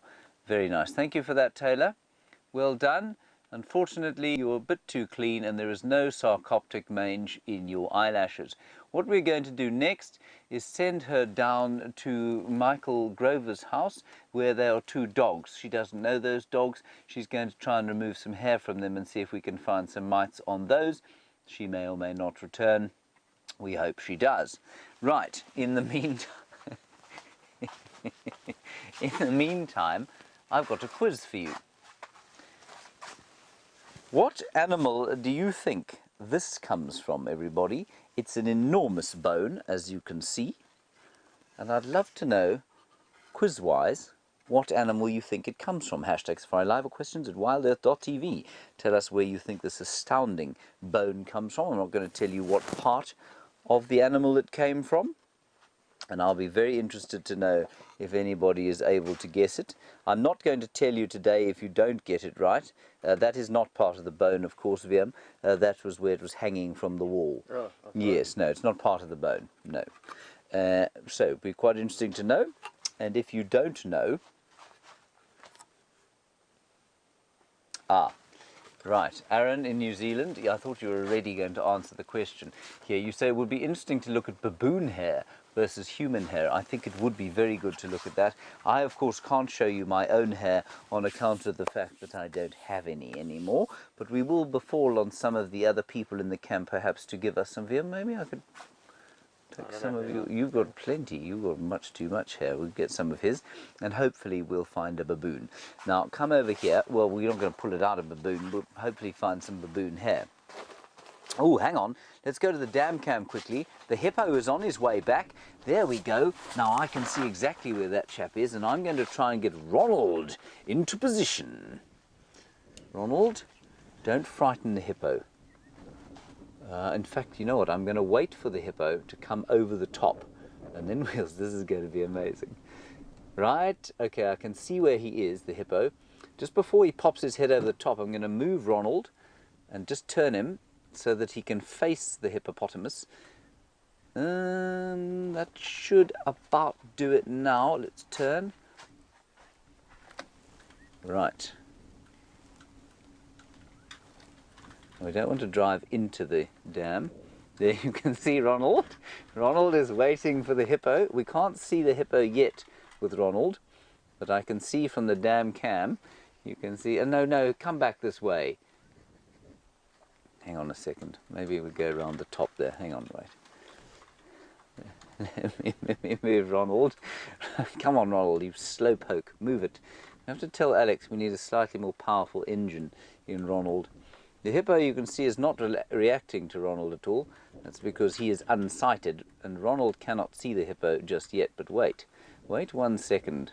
Soon the hippopotamus is going to be within Ronald's sights. This is astounding. There, I can see him. I can see him. Cut to Ronald. Quickly. There. There is the hippo way in the distance. Let's move slowly down here. Of course, there's quite a lot of water that's leaking out. Alex, what's my range like on this thing? I don't want to run out of range. Oh, it's a big bump. Oh, Ronald, you biscuit. Go, boy. Come on. There we go. This is so cool. The hippo has not reacted to Ronald at all yet. I think let's sneak... Oh, no, Ronald doesn't like water. He's definitely not waterproof. Move away. Kirsten, any idea of the range that Ronald has? Before I run out of range and the hippo comes and stands on him. Connor's just giggling. He doesn't know what the range is. I'm gonna... Oh, you know what? Let's just keep going. I think let's just keep going. I don't think we need to stop at this stage. As soon as the hippo turns, I will stop. Because he will... Ronald makes a bit of a noise. He goes... as he goes. You can hear him slightly.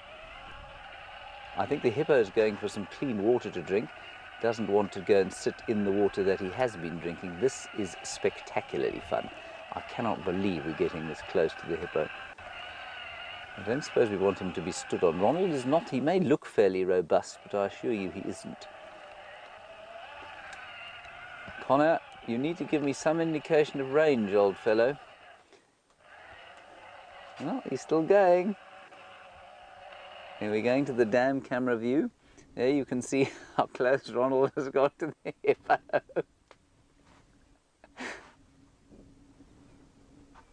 Oh, this is too fantastic. Okay, now, I'm feeling quite nervous for Ronald, inanimate as he might be. Let's get a little bit closer. The hippo has not turned around yet. And back to the dam cam view, have a look at that. There is Ronald making his way to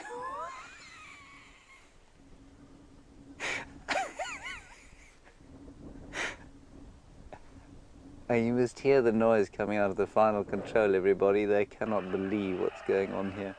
I think we'd drive right under this hippopotamus. This is so cool.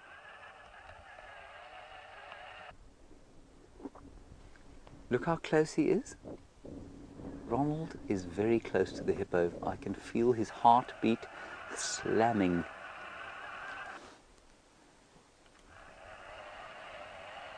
I don't think we're going to go any closer than that, everybody. There, he's turning. Now I'm going to stop. Now let's see what happens. Full frame hippopotamus Ronald. Well, not quite full frame really, an eighth of a frame, but that's still pretty close with the GoPro camera. Can we have one more look at the dam cam if we've still got Ronald in view? There we are. You can see it's getting dark, that's why it's getting a bit grainy. I don't think Ronald is more than 3 meters from this, no, maybe 5 meters from this hippopotamus, which is having a drink. He's not going to drink forever, which means we should, with any luck, he should swing to his right-hand side and we'll get an astounding view of Ronald. How amazing is this? I think it's going to be worth waiting for just a little while in this position to see what he does. Let's go back to the dam camera and we'll just have a look and see. And you can see Ronald's brake lights are on there. He's obviously very nervous. I suspect if he could talk, he'd say, "Get me out of here, pal," immediately. Now this is why Ronald is such a magnificent addition to this drive. You can see him there, and if you go... And Donna, you want to know if Ronald has got life insurance? Ronald is just creeping forward. He doesn't have life insurance. He has Alex and Connor. I got to tell you though, I'm going to need life insurance if Alex or Connor get hold of me once this hippopotamus stands on Ronald. They're going to be very cross with me indeed. But you know, that's just the way it goes. They make the tech, I break the tech. That's how it works, isn't it, Viam? Yes, he's nodding vigorously. He agrees completely. This is the thirstiest hippopotamus in the world. Shall we sneak it a little bit closer? Moving a little closer now. This hippopotamus has not reacted at all. Alright, just past that done, then we're going to stop. Alright, we'll stop now. I'm getting messages from the final control saying, let's not push it. Well, okay, we won't. Let's just watch him from there. You can see there Ronald basically almost underneath the hippopotamus.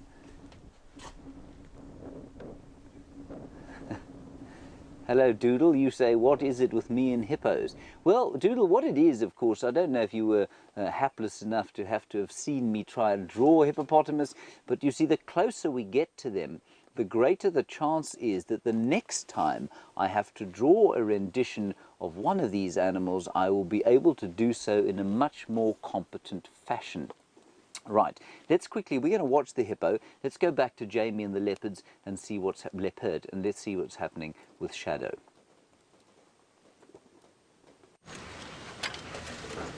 Our lovely leopard is up and on the move, and I'm desperate. Oh, bump. Trying to stick with her. You okay there, Dave? You still on the back? Well done. So she's been scent marking as she goes along, stopping at the marula trees and the other large trees. There she is. She's slowly making her way towards the western boundary of Djuma and towards Arethusa.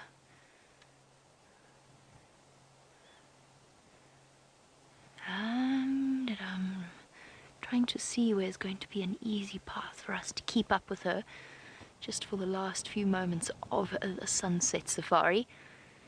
She's slowly disappearing into the distance.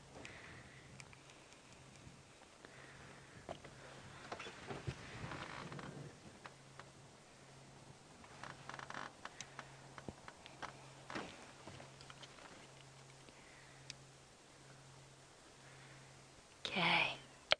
All right, off we go.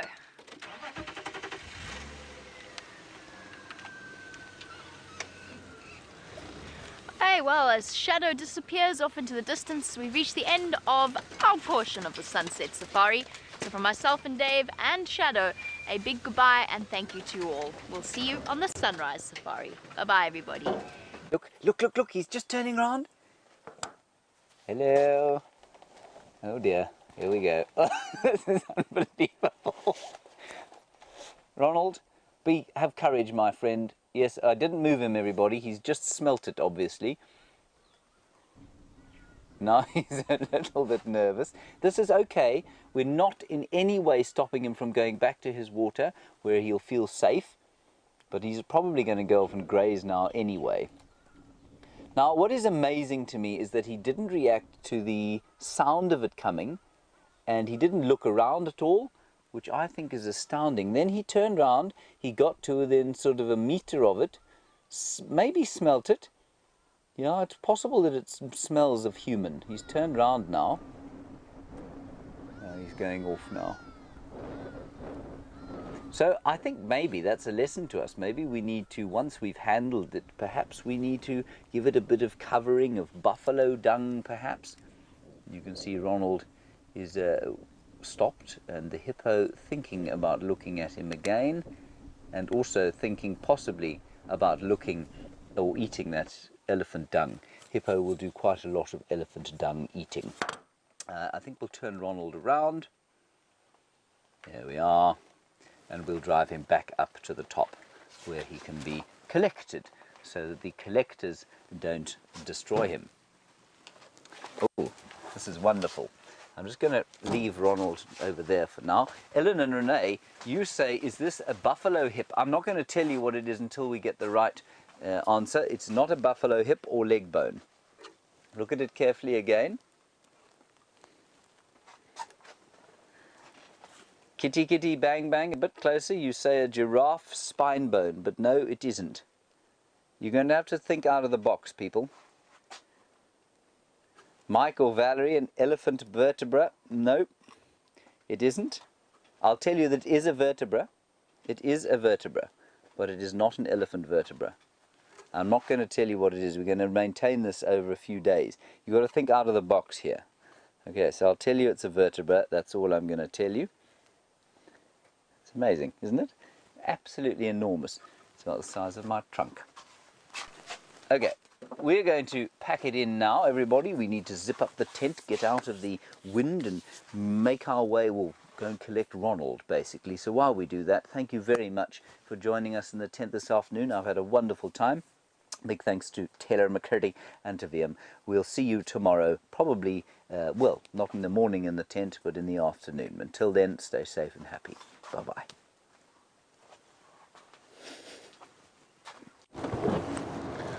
Well, it's been interesting, and sometimes these cold, wintry, weathery afternoons can prove a bit difficult to find the animals. But fortunately for us, the animals played along this evening, and isn't it great having that rover down at the tent? And of course, James messing about with a microscope, and Jamie finding Shadow, and we were lucky enough to find a single Styx lioness. And really nice to catch up with her. Pity we didn't get to see the cubs, but you never know. Tomorrow's another day, and it'll be very exciting to get out on the sunrise safari. Now, unfortunately, as I said, just to give you a quick update, in Kahumas, 1 Birmingham, Buffalo Kill, Buffalo's Hook. Karula, both cubs, I think it was an Impala kill, Hoffman's. Shadow with Jamie, and hopefully she'll be around in the morning. Tingana's tracks were about, but I think he's gone into the north. No sign of any leopards on Cheetah Plains. Styx, we're heading southwest from where we left that female, so hopefully they do a big circle and come back east. What other cat reports can I think of? I think that's about it, what we know that's going on. So that's what I love about the sunrise safaris, is it's all new again. Anything could be out. There could be wild dogs, there could be hyenas, and of course that buffalo carcass at Red Dam is definitely going to be worth checking out. Hopefully it draws in some hyenas or a male lion or two. We never know. That's the joy of being out here in the African bush. And no, not much of a sunset this evening, but we are coming towards the end of the sunset safari, and it's been fantastic being with you. So from the Killer Bees and the Windy Thumb, we'll see you in the morning.